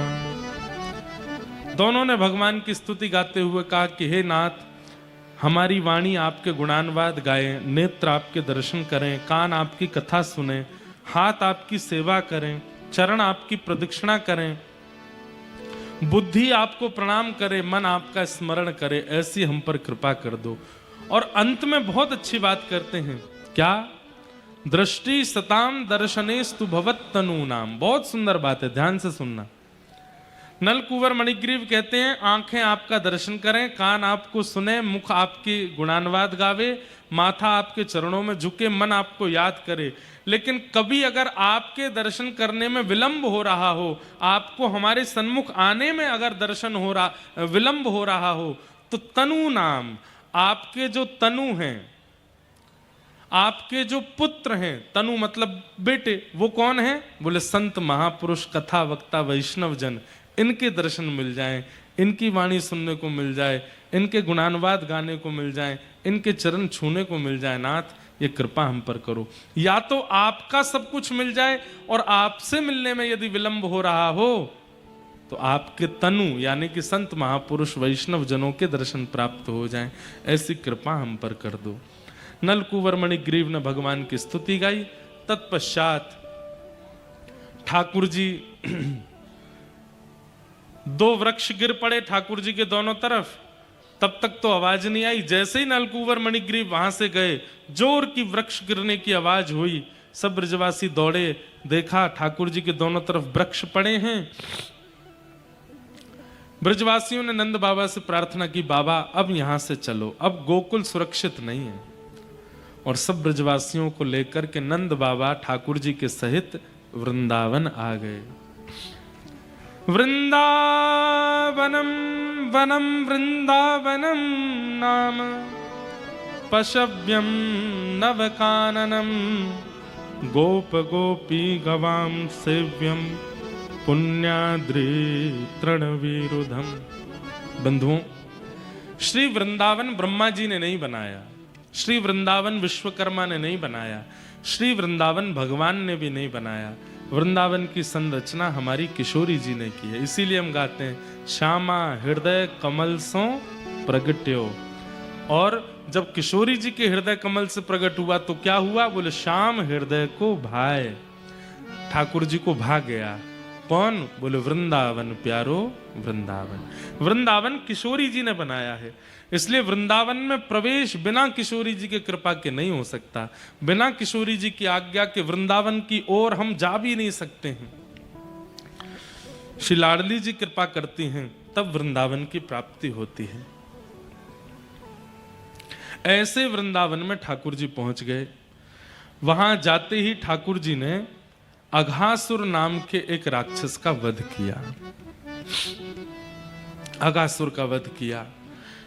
अघासुर का वध करने के बाद ठाकुर जी अपनी लीला कर रहे थे, तो ये बात ब्रजवासियों ने सब जाकर के 1 वर्ष बाद बताई। क्यों? क्योंकि ब्रह्मा जी भगवान के ग्वाल बालों का हरण करके चले गए। एक बात ध्यान से सुनो, ठाकुर जी की लीला पर आज भी कई लोगों को संशय हो जाता है। कोई बड़ी बात नहीं है ये। जब ठाकुर जी लीला कर रहे थे तब इंद्र को भी संशय हुआ, ब्रह्मा जी को भी संशय हुआ। ये तो देवता हैं, जब इनको संशय हो सकता है तो आज अगर हमको हो जाए तो कोई बड़ी बात नहीं। आज की डेट में लोग कई ठाकुर जी की लीलाओं पर प्रश्न उठा देते हैं, ठाकुर जी के अवतारों पर प्रश्न उठा देते हैं। हम लोग फिर कहते हैं बताओ कैसा युग आ गया, कैसे लोग हैं, ठाकुर जी पे प्रश्न उठा रहे हैं। युग तो खराब हो ही गया, परंतु ये होना कोई बड़ी बात नहीं है, ये उस समय भी हुआ था। और उस समय तो ब्रह्मा इंद्र आदि के द्वारा हुआ कि ठाकुर जी पर प्रश्न उठाया गया। क्या बात हुई? भगवान वन भोज कर रहे थे, पिकनिक मना रहे थे ग्वाल वालों के साथ। कैसे? विब्रद वेणुम जठर पटयो श्रांग वेत्रे चकच्छे वामे पाणे मृषण कवलम तत्फलम लांगुलीषु तिष्ठन् मध्ये स्वपर स्वहिदो हासयन् नर्मभिस्वे स्वर्गे लोके मिषति विभुजे यज्ञ भुक् बाल केली। भगवान खेल रहे हैं ग्वाल बालों के साथ, और तभी खेलते खेलते ठाकुर जी को भूख लगी आई, और बीच में ठाकुर जी बैठे, चारों तरफ सब सखा बैठे। कैसे पा रहे हैं ठाकुर जी? एक बगल में तो अपनी वंशी दवाई है, एक बगल में अपनी श्रृंगी दवाई है, हाथ में बीच में चटनी है, उंगलियों के बीच में अलग अलग अचार हैं, एक हाथ में रोटी का कवल लेके एक अचार खाते हैं, फिर रोटी खाते हैं, फिर चटनी खाते हैं, फिर रोटी खाते हैं। फिर किसी ग्वाला से कहते हैं, तू क्या बना के लाए हो? लाला मैं तो बैगन को साग लायो, मुकु खवा। तू क्या बना के लायो? मैं तो आलू को झोल लायो, मुकु खवा। सबके हाथ से ठाकुर जी पा रहे हैं।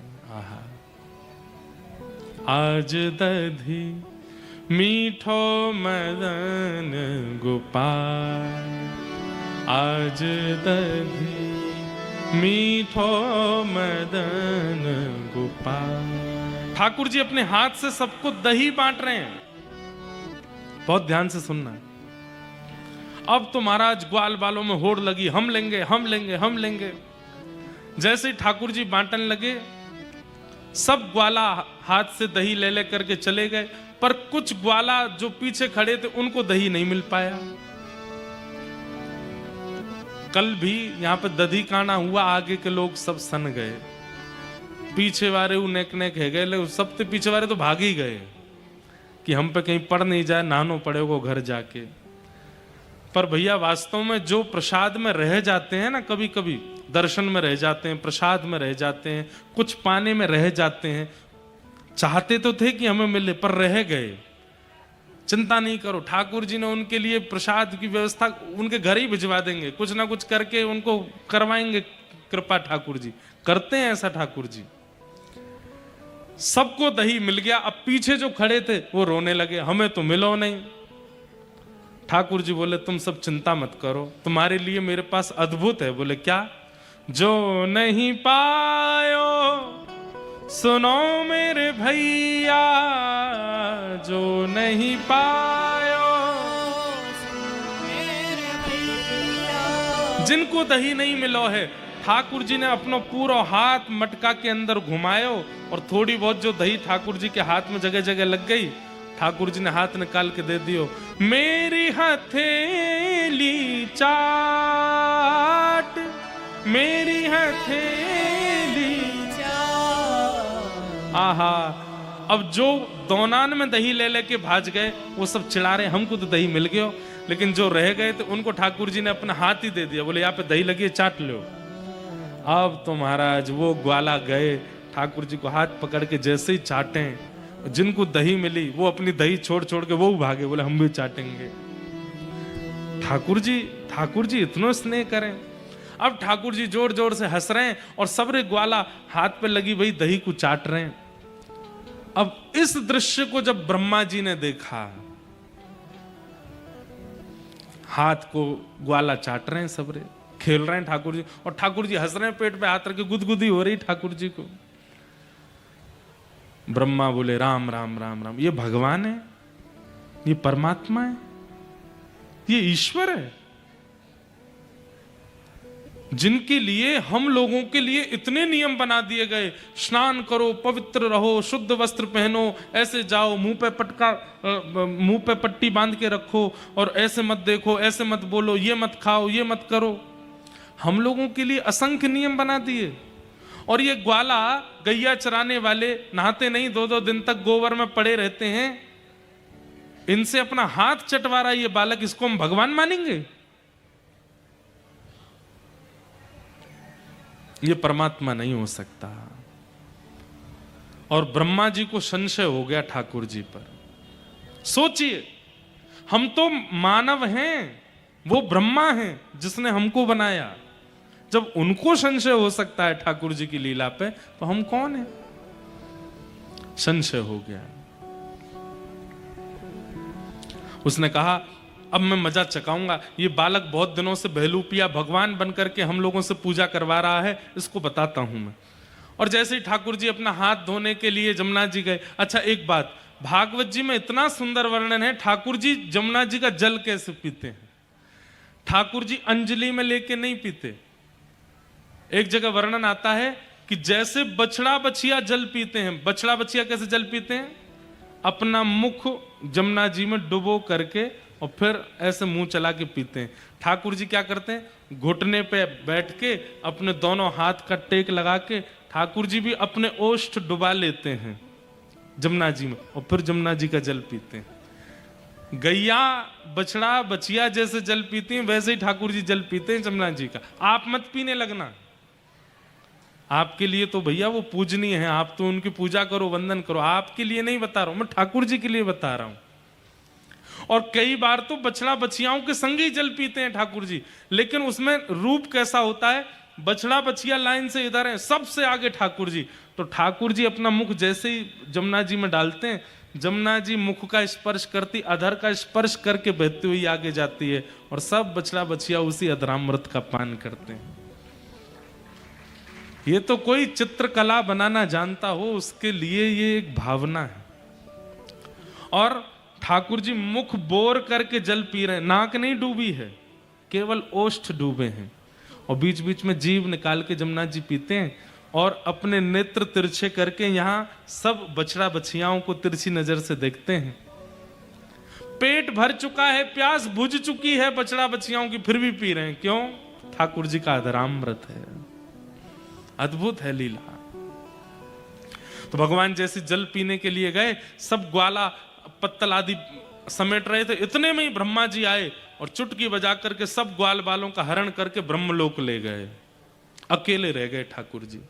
ठाकुर जी ने जल पीने के बाद पीछे देखा, ग्वाल बाल बछड़ा बछिया सबको लेकर के ब्रह्मा जी चले गए। भगवान ने थोड़ी देर तो ढूंढा, हो सकता है खेल रहे होंगे मेरे साथ। थोड़ी देर बाद देखे, बोले कहां चले गए सब।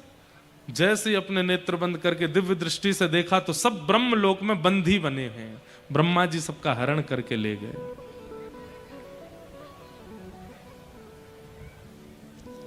ठाकुर जी बोले, ब्रह्मा मेरी लीला पे संशय हो रहा है, मुझ पे संशय हो रहा है, तो मेरा हरण करके दिखाता। मेरे ग्वाल बालों का हरण किया। बंधुओं एक बात निश्चित मान लीजिए, ठाकुर जी को अपने भक्तों के प्रति कोई कष्ट सहन नहीं होता। ठाकुर जी से सहन नहीं हुआ। जितने ग्वाल बाल थे सब ठाकुर जी ने अपने रूप से प्रकट कर दिए। श्री दामा मधुमंगल जितने भी सखा हैं सब ग्वाल बाल ठाकुर जी से ही प्रकट हो गए। मतलब ठाकुर जी ही ग्वाल बाल बछड़ा बछिया बन गए और लौट करके वृंदावन चले गए। कुछ दिन बाद ब्रह्मा जी ने सोचा पृथ्वी पर जाके देखूं क्या हो रहा है। वो बहलूपिया कृष्ण रो रहा होगा ग्वाल बालों की याद में, अपने आप को भगवान मानता है। ब्रह्मा जी ने जैसे नीचे आकर के देखा तो जितने ग्वाल बाल ब्रह्मलोक में थे सब नीचे भी घूम रहे थे, वैसे ही खेल रहे हैं, वैसे ही नाच रहे हैं, वैसे ही गा रहे हैं, वैसे ही आनंद कर रहे हैं। ब्रह्मा जी बोले ये हो ही नहीं सकता। एक बार मैंने जिसको बनाया और उसका हरण मैंने कर लिया तो मेरे अलावा दूसरा उसी की कॉपी और कोई बना नहीं सकता।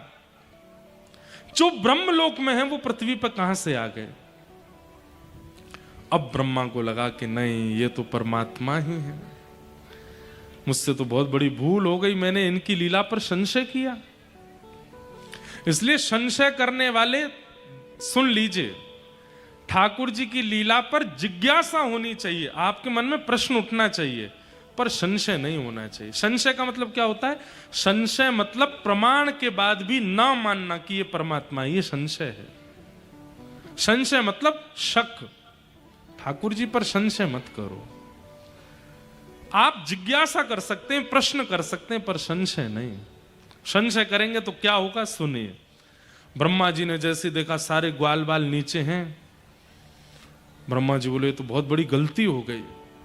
दिव्य दृष्टि से देखा तो ग्वाल बाल नहीं थे, सब कृष्ण ही घूम रहे थे पृथ्वी पर ग्वाल बाल बन के। समझ गए ये तो परमात्मा है, अब मुझे क्षमा मांगनी चाहिए, पर खाली हाथ क्षमा नहीं मांगूंगा, ग्वाल बालों को ब्रह्मलोक से ले आता हूं, उनको अर्पित करके फिर क्षमा मांग लूंगा। लेकिन ब्रह्मा जी को लगता है वही ब्रह्मा है, भगवान उनसे भी बड़े ब्रह्मा हैं। ब्रह्मा जी तो नीचे आए, ठाकुर जी ब्रह्मा का रूप धारण करके ऊपर चले गए और ब्रह्मलोक में जाके कह दिया आजकल बेलूपिया बहुत घूम रहे हैं, हम जैसा कोई और दिखे तो भगा देना। और स्वयं जाकर के ब्रह्मलोक की पदवी पर जाके बैठ गए ठाकुर जी। अब असली ब्रह्मा ऊपर गए। जैसे ही ब्रह्मा जी ऊपर पहुंचे, द्वार वालों ने द्वार ही नहीं खोले। ब्रह्मा जी बोले द्वार खोलो जल्दी, क्या कर रहे हो, इतनी देर लगा रहे हो। द्वारपाल आए, बोले तुम कौन? बोले मुझसे पूछते हो मैं कौन, मुझे नहीं जानते तुम? देखो अभी मेरा दिमाग ठीक नहीं है, जल्दी द्वार खोलो, मुझे एक काम करना है, ग्वाल बालों को लेकर नीचे जाना है, मेरे मेरे मेरे कार्य में विघ्न मत डालो। द्वारपाल बोले नहीं तो? बोले नहीं तो मैं ब्रह्मा हूं, भ्रकुटी टेढ़ी कर दूंगा, नष्ट हो जाओगे तुम। द्वारपाल बोले एक मिनट रुको, भीतर गए, डंडा निकाल के लाए, बोले भागते हो कि हम बताएं अभी? ब्रह्मा जी बोले तुम लोगों का ऐसा मेरे प्रति व्यवहार क्यों, मैं ब्रह्मा हूं, तुम्हारा विधाता हूं। द्वारपाल बोले तू विधाता नहीं है, तू बेलूपिया है, विधाता तो भीतर बैठे। ब्रह्मा जी भीतर बैठे और उन्होंने आते ही बताया था कि बेलूपिया आएगा, उसको भगा देना। ब्रह्मा जी बोले जो दूसरे ग्वाल बाल बना सकता है वो ब्रह्मा भी तो बन सकता है, वही बैठे होंगे अंदर। ब्रह्मा जी ने कान पकड़ के कहा मैं ही नकली ब्रह्मा हूं, मैं स्वीकार करता हूं कि मैं नकली हूं, मैं चला जाऊंगा, पर एक बार असली ब्रह्मा से मुझे मिलवा दो। रुको पूछ के आते हैं। भीतर जाके भगवान से पूछा, भगवान ब्रह्मा बने बैठे थे, बोले वो नकली ब्रह्मा आया, बोले बुला के लाओ। ब्रह्मा जी जैसे भीतर गए, कमल आसन, कमल पर विराजते हैं ब्रह्मा जी। कमल अंतर ध्यान हो गया, शेषनाग प्रकट हो गया, ब्रह्मा जी अंतर ध्यान हो गए, शंख चक्र गदा पद्मधारी नारायण प्रकट हो गए। और प्रकट होकर के बोले ब्रह्मा ये तुमने अच्छा नहीं किया, मैं लीला कर रहा हूं ब्रजवासियों के साथ, ये मेरा प्रेम है कि मैं प्रेम के अधीन होकर के सारे नियम भूल जाता हूं और तुम मुझ पे संशय कर रहे हो। संशय किया कोई बात नहीं, लेकिन मेरे ग्वाल बालों का तुमने हरण कर लिया, ये बहुत बड़ा अपराध किया ब्रह्मा, तुमको मैं कभी क्षमा नहीं करूंगा। ब्रह्मा जी ने खूब सुंदर स्तुति गाई, लेकिन भगवान ने क्षमा नहीं किया। और भगवान वहां से ग्वाल बालों को लेकर के वापस आ गए। वृंदावन में आकर के भगवान ने मधुर मधुर कुछ लीलाएं की, मैया से लड़न लगे। मैया से बोले मैया अब छोटी गैया नहीं चराऊंगा, अब तो मैं बड़ी बड़ी गैया चराऊंगा। मैया ने गर्गाचार्य जी सांडिल्य मुनि को बुलाया, बोले मुहूर्त देख लीजिए। सांडिल्य मुनि बोले मैया तुम्हारो लाला मुहूर्त देख के ही रोवे, आज ही सबसे बढ़िया मुहूर्त है। बोले कहा? बोले आज गोपाष्टमी है, आज गैयाओं का प्रादुर्भाव दिवस है, आज ही लाला को तिलक करो। और ठाकुर जी का तिलक करके ठाकुर जी का नाम आज गोपाल हुआ। और श्री ठाकुर जी पहली बार गैया चरावे गए। गौ चारण लीला हुई। तत्पश्चात 2 बार अग्नि लगी, दोनों बार भगवान अग्नि का पान कर गए। वेणु गीत की कथा आती है, बहुत सुंदर है वेणु गीत, सबको प्रणाम मात्र करते हैं। आगे भगवान ने मथुरा की गोपियों के ऊपर कृपा की। तत्पश्चात एक दिन ठाकुर जी गौ चरा करके आ रहे थे और तभी पूरे व्रजमंडल में खूब सुंदर देसी घी की सुगंधी आ रही थी, 56 भोग सामग्री बन रही है, ब्रजवासी सब आनंदित हो रहे हैं। ठाकुर जी पहुंच गए और ठाकुर जी ने जाए करके जैसी देखी महाराज 56 भोग सामग्री बना रहे हैं। भगवान ने जाके यशोदा मैया से पूछी, मैया जी 56 भोग कौन के काजे बनने हैं? ये इतनी सारी सामग्री कौन के काजे बनाई जा रही है? यशोदा मैया बोली, लाला मुझसे मत पूछ, मैं बहुत व्यस्त हूं, तू नंद बाबा के पास जा। नंद बाबा के पास जाकर के ठाकुर जी पूछ रहे हैं, मैया बाबा ये 56 भोग सामग्री कौन के काजे बन रही है? तब नंद बाबा बता रहे हैं, पर्जन्यो भगवान इंद्रो मेघास्तस्यात्ममूतय ते भी वर्षन्ति भूतानां प्रीणनम जीवनम पय। हम सब ब्रजवासियों के देवता कौन है? बोले पर्जन्य मतलब भगवान इंद्र। बहुत ध्यान से सुनो, भगवान इंद्र हम ब्रजवासियों के देवता हैं। हम सब ब्रजवासी उनको प्रणाम करते हैं, उनको वंदन करते हैं, उनकी पूजा करते हैं। सबसे प्रसन्न होकर के इंद्र अतिवृष्टि, अनावृष्टि, ओलावृष्टि नहीं करते हैं। इसलिए हम इंद्र की पूजा करते हैं ताकि हमारी खेती बाड़ी फसल सब बढ़िया बनी रहे। ठाकुर जी बोले, इंद्र की पूजा करेंगे तो इंद्र वर्षा करके हमारी खेती सुधारेगो? बोले हाँ। अच्छा बाबा, इंद्र तो प्रसन्न है गए और कहीं सूर्य देवता नाराज है गए तो हमारी खेती चलेगी? नंद बाबा बोले, लाला सूर्य देव नाराज है गए तो खेती तो वातेव नहीं होगी। अच्छा बाबा, आपने सूर्य भी प्रसन्न कर लिए, इंद्र भी प्रसन्न कर लिए, कहीं वरुण देव नाराज है गए तो? वरुण देव भी मना लिए, कहीं वायु देव नाराज है गए तो? बाबा अगर मैं गिनती करा तो जाऊंगा तो 33 कोटि देवता हैं, और 33 कोटि देवता अगर नाराज है गए, एक भी नाराज है गए तो आपकी खेती नहीं है पाएगी, क्योंकि ये सब देवता किसी ना किसी कार्य की सिद्धि करते हैं। केवल इंद्र को रिझाने से खेती नहीं होती है। लाला तो फिर हमें कहा करना चाहिए? बोले, पेड़ हरो भरो करनो है तो जड़ में पानी डारो।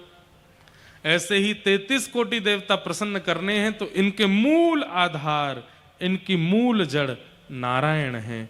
नारायण यदि तृप्त हो गए तो सब तृप्त हो जाएंगे, और वही नारायण हमारे ब्रजमंडल में गोवर्धन नाथ के रूप में विराजमान है। चलो सब गोवर्धन पूजवे के काजी। कितने बरस के हैं ठाकुर जी? 7 बरस के। अब 7 बरस का बालक यदि कोई ऐसी बात करे, कोई मानेगा? कोई नहीं मानेगा, किसी ने नहीं मानी। लाला तू आजकल को बालक और हमको आके समझाएगा कि इंद्र की पूजा करें हम, कि गोवर्धन की पूजा करें? ठाकुर जी बोले, मैं रोक ना रहे हो आपको, आप चाहो तो इंद्र की पूजा करो, पर मैं अपनो अगलो दल बनाऊंगा।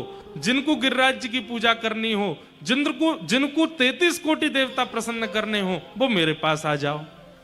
ठाकुर जी कोने जाके खड़े हुए तो जितने छोटे छोटे ग्वाल बाल थे सब ठाकुर जी की तरफ, कुछ गोपियां ठाकुर जी की तरफ, कुछ बड़े बुजुर्ग भी ठाकुर जी की तरफ, लेकिन युवा जितने भी थे वो सब ठाकुर जी की तरफ चले गए। बूढ़े बुजुर्ग जो वर्षों से पूजा करते आए इंद्र की, उन्होंने की अब हम क्या करें? बोले, या बार लाला की बात मान करके इंद्र की पूजा कर लो। बूढ़े बुजुर्गों ने कहा, बोले लाला इंद्र की पूजा अगर हम करेंगे तो हमें कहां मिलेगा? ठाकुर जी बोले, तुमने कभी इंद्र के दर्शन किए? बोले नहीं किए। बोले, अगर तुम मेरे गिरिराज बाबा की पूजा करोगे, गिरिराज बाबा प्रकट होके दर्शन देंगे।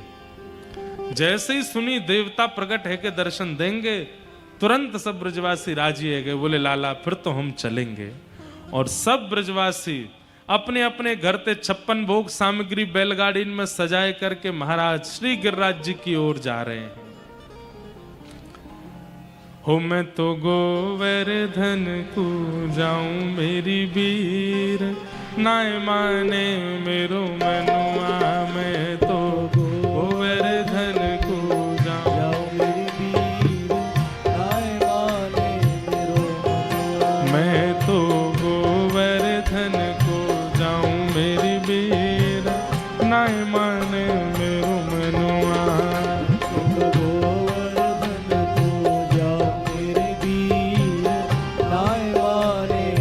नाय माने मेरो मनुआ, नाय माने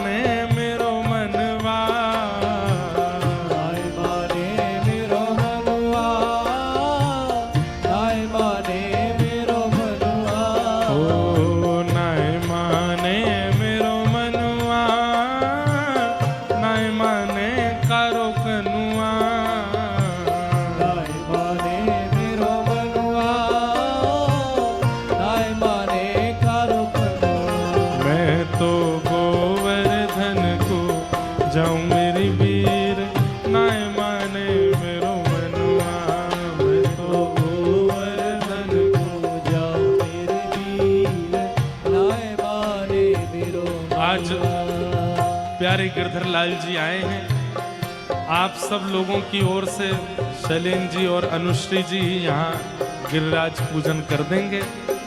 बंधुओं, 2 दिन की कथा बची है, कल और परसों। कल कथा अपने समय से ही होगी और परसों की कथा सुबह 10 बजे से होगी। इसलिए आप सब लोगों से प्रार्थना, 10 बजे से 12 साढ़े 12 बजे तक ही कथा होगी। आप सब लोग परसों समय से आ जाइएगा, नियम का ध्यान रखिएगा। आज प्यारे गिरधर लाल आए हैं। जो लोग आगे बैठे हैं उनको दर्शन यहाँ से तो मुश्किल ही होंगे, पर जो लोग पीछे बैठे हैं उनको स्क्रीन पर दर्शन हो जाएंगे। ये वाला टीवी घुमा देंगे तो कुछ आगे वालों को भी दर्शन हो जाएगा। वहां की तरफ कर दो। गाओ भाव से, गोवर्धन को जाऊं मेरी वीर, नाय माने मेरो मनुआ, मैं तो गोवर्धन को जाऊं मेरे वीर, नाय माने मेरो मनुआ। 7 कोस की कर पर कम्मा, 7 कोस की कर पर कम्मा, 7 कोस की कर पर कम्मा, 7 कोस की कर पर कम्मा। हाँ 7 कोस की कर पर कम्मा, 7 कोस की कर पर कम्मा, 7 कोस की कर पर कम्मा, 7 कोस की कर पर कम्मा, 7 कोस की कर पर कम्मा, 7 कोस की कर पर कम्मा। ओ मैं तो मानसी, मैं तो मानसी, मैं तो मानसी गंगा नहाऊं मेरी वीर, नाय माने मेरो मनुआ।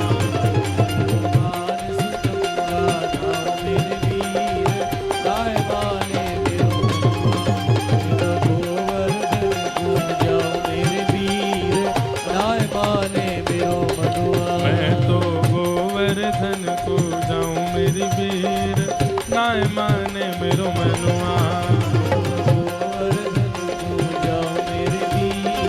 बोल गिरिराज धरण की।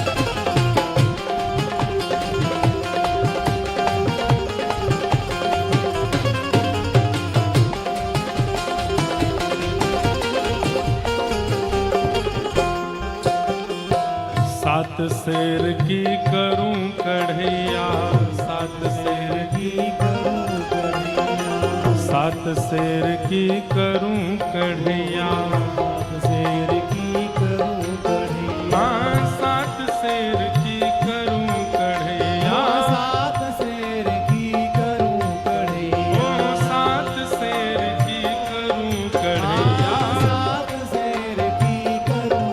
कढ़ैया, मैं 7 शेर की करूं कढ़ैया, 7 शेर की करूं कढ़ैया, 7 शेर की ओ मैं तो संतन, मैं तो संतन, मैं तो संतन न्योत जमाऊं मेरी वीर, नाय माने मेरो मनुआ।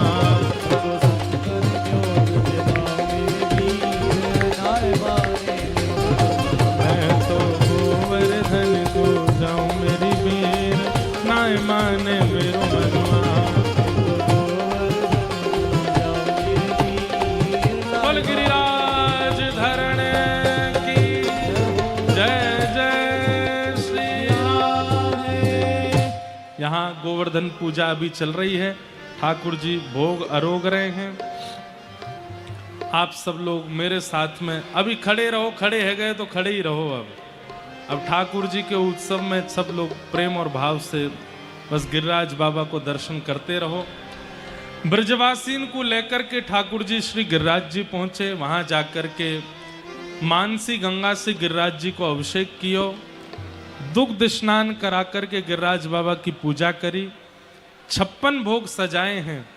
और महाराज 4 भुजा वारे श्री गोवर्धन नाथ जी प्रकट है करके ब्रजवासीन से कह रहे हैं, लाओ ब्रजवासियों भोग, लाओ ब्रजवासियों भोग। गिरिराज पर्वत के ऊपर श्री ठाकुर जी प्रकट भय हैं और प्रकट है करके सब ब्रजवासीन को दर्शन दे रहे हैं। बोल गिरधर लाल प्यारे की गिरिराज धारण की जय। जय में इतनी कमजोरी कैसे है, ने घी वाली जय बोलो जोड़ते। बोल गिरिराज धारण की जय। श्री गोवर्धन नाथ की जय। प्यारे गिरधर लाल जी आज बढ़िया मधुर 56 भोग अरोग रहे हैं।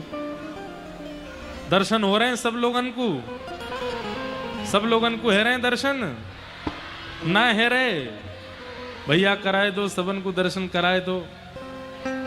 अब है रहे। जय हो। बोलो गिरधर लाल प्यारे की। मेरे प्यारे गिरधर लाल नजर तो है लग जाए ना। मेरे प्यारे गिरधर लाल नजर तो है लग जाए ना। मेरे प्यारे गिरधर लाल नजर कहीं लग जाए ना। मेरे प्यारे गिरधर लाल नजर कहीं लग जाए। नजर कहीं लग जाए ना। नजर कहीं लग जाए ना। नजर कहीं लग जाए ना। ओ नजर कहीं लग जाए ना। मेरे प्यारे गिरधर लाल नजर कहीं लग जाए ना। मेरे प्यारे गिरधर लाल नजर कहीं लग जाए ना। श्री गोवर्धन नाथ प्रकट भय। ब्रजवासी ने श्री गिरिराज जी को पूजन कियो। पूजन करके अपने अपने घर की सामग्री लेकर के श्री गिरिराज बाबा के सन्मुख गए। सबकी सामग्री को श्री गिरिराज जी ने भोग लगायो। तभी वहां इंद्र आए। नारद जी ने आकर के वहां की कुछ सामग्री ले जाकर के इंद्र को पवाई दी। इंद्र को क्रोध आयो और इंद्र ने मेघमालाओं को जाकर के आज्ञा की कि जाकर के ऐसी मूसलाधार बारिश करो कि ब्रजमंडल डूब जाए। पर बादल अभी आ रहे हैं, हम आज नहीं बुलाएंगे। आज तो ठाकुर जी को प्रेम से पान दो। आज ठाकुर जी प्रेम से भोग अरोगेंगे और भोग अरोगवे के बाद में कल गिरिराज जी धारण करेंगे अपने नख पे। वहां से हम लोग कथा का श्रवण करेंगे। दूसरा, आज प्रेम और भाव से प्यारे लाल जी पधारे हैं। 2 मिनट सब लोग भाव से गा लो और उसके बाद कथा को आज विश्राम देंगे। जिनकी कृपा से यह रस प्रगटो वृंदावन अभिराम। जिनकी कृपा से है रस प्रगटो वृंदावन अभिराम। हे जिनकी कृपा से यह रस प्रगटो वृंदावन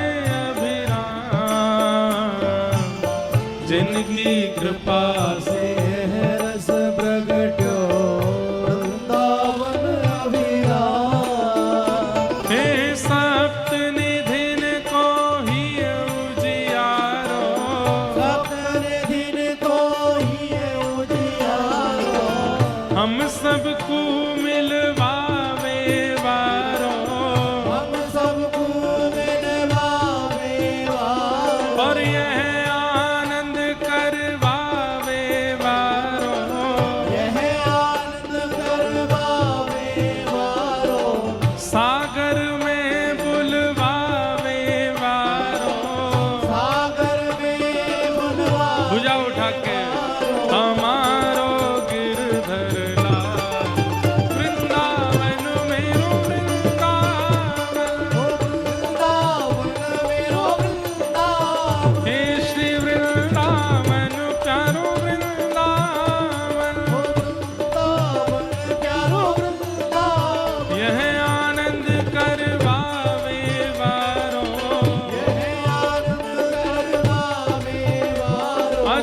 हम सबको मिलवावे वारो, हम सबको मिलवावे वारो। हे हमारो गिरधर लाल, वृंदावन मेरो वृंदावन, वृंदावन मेरो वृंदावन। हे श्री वृंदावन प्यारो वृंदावन, श्री वृंदावन प्यारो वृंदावन। भुवन चतुर्दश की सुंदरता, निधिवन करत बिहार, भुवन चतुर्दश की सुंदरता, जीवन कर विहार। हे श्यामा प्यारी कुंज बिहारी, ओ श्यामा प्यारी कुंज बिहारी, श्यामा प्यारी बांके बिहारी। श्यामा प्यारी बांके बिहारी। और आपके सागर में तो अटल बिहारी जी हैं। अभी तक हम गए नहीं दर्शन करने, लेकिन कल जाएंगे दर्शन करने श्री अटल बिहारी जी के। श्यामा प्यारी अटल बिहारी, श्यामा प्यारी अटल बिहारी, श्यामा प्यारी बांके बिहारी। श्यामा प्यारी बांके बिहारी। और जय जय श्री हरिदास, वृंदावन मेरो वृंदावन, वृंदावन मेरो वृंदावन। हे श्री वृंदावन प्यारो वृंदावन, वृंदावन प्यारो वृंदावन। श्यामा प्यारी कुंज बिहारी। श्यामा प्यारी कुंज बिहारी। और जय जय श्री हरिदास, वृंदावन मेरो वृंदावन, वृंदावन मेरो वृंदावन। हे श्री वृंदावन प्यारो वृंदावन, वृंदावन प्यारो वृंदावन। हे लाल लाल लाल मेरो लाल गिरधर लाल, लाल लाल लाल मेरो लाल गिरधर लाल। लाल लाल लाल मेरो लाल गिरधर लाल, लाल लाल लाल मेरो लाल गिरधर लाल। हे लाल गिरधर लाल मेरो लाल गिरधर लाल, लाल गिरधर लाल मेरो लाल गिरधर लाल। प्यारो राधा गिरधर लाल मेरो राधा गिरधर लाल, राधा गिरधर लाल प्यारो राधा गिरधर लाल। हे लाल लाल लाल मेरो लाल गिरधर लाल, लाल मेरो लाल गिरधर लाल। हे लाल लाल लाल मेरो लाल गिरधर लाल, लाल मेरो लाल गिरधर लाल। हे लाल लाल लाल मेरो लाल गिरधर लाल, मेरो लाल गिरधर लाल। हे लाल लाल लाल मेरो लाल गिरधर लाल। लाल लाल लाल जय जय श्री राम, जय जय श्री राम, जय जय श्री राम। बोल गिरधर लाल प्यारे की, श्याम सुंदर श्री यमुने महारानी की, जय लाला के बाबा की, जय बाबा के लाला की, जय लाला बाबा दोनों की, पूछरी के लौठा की, खूब खूब प्यारे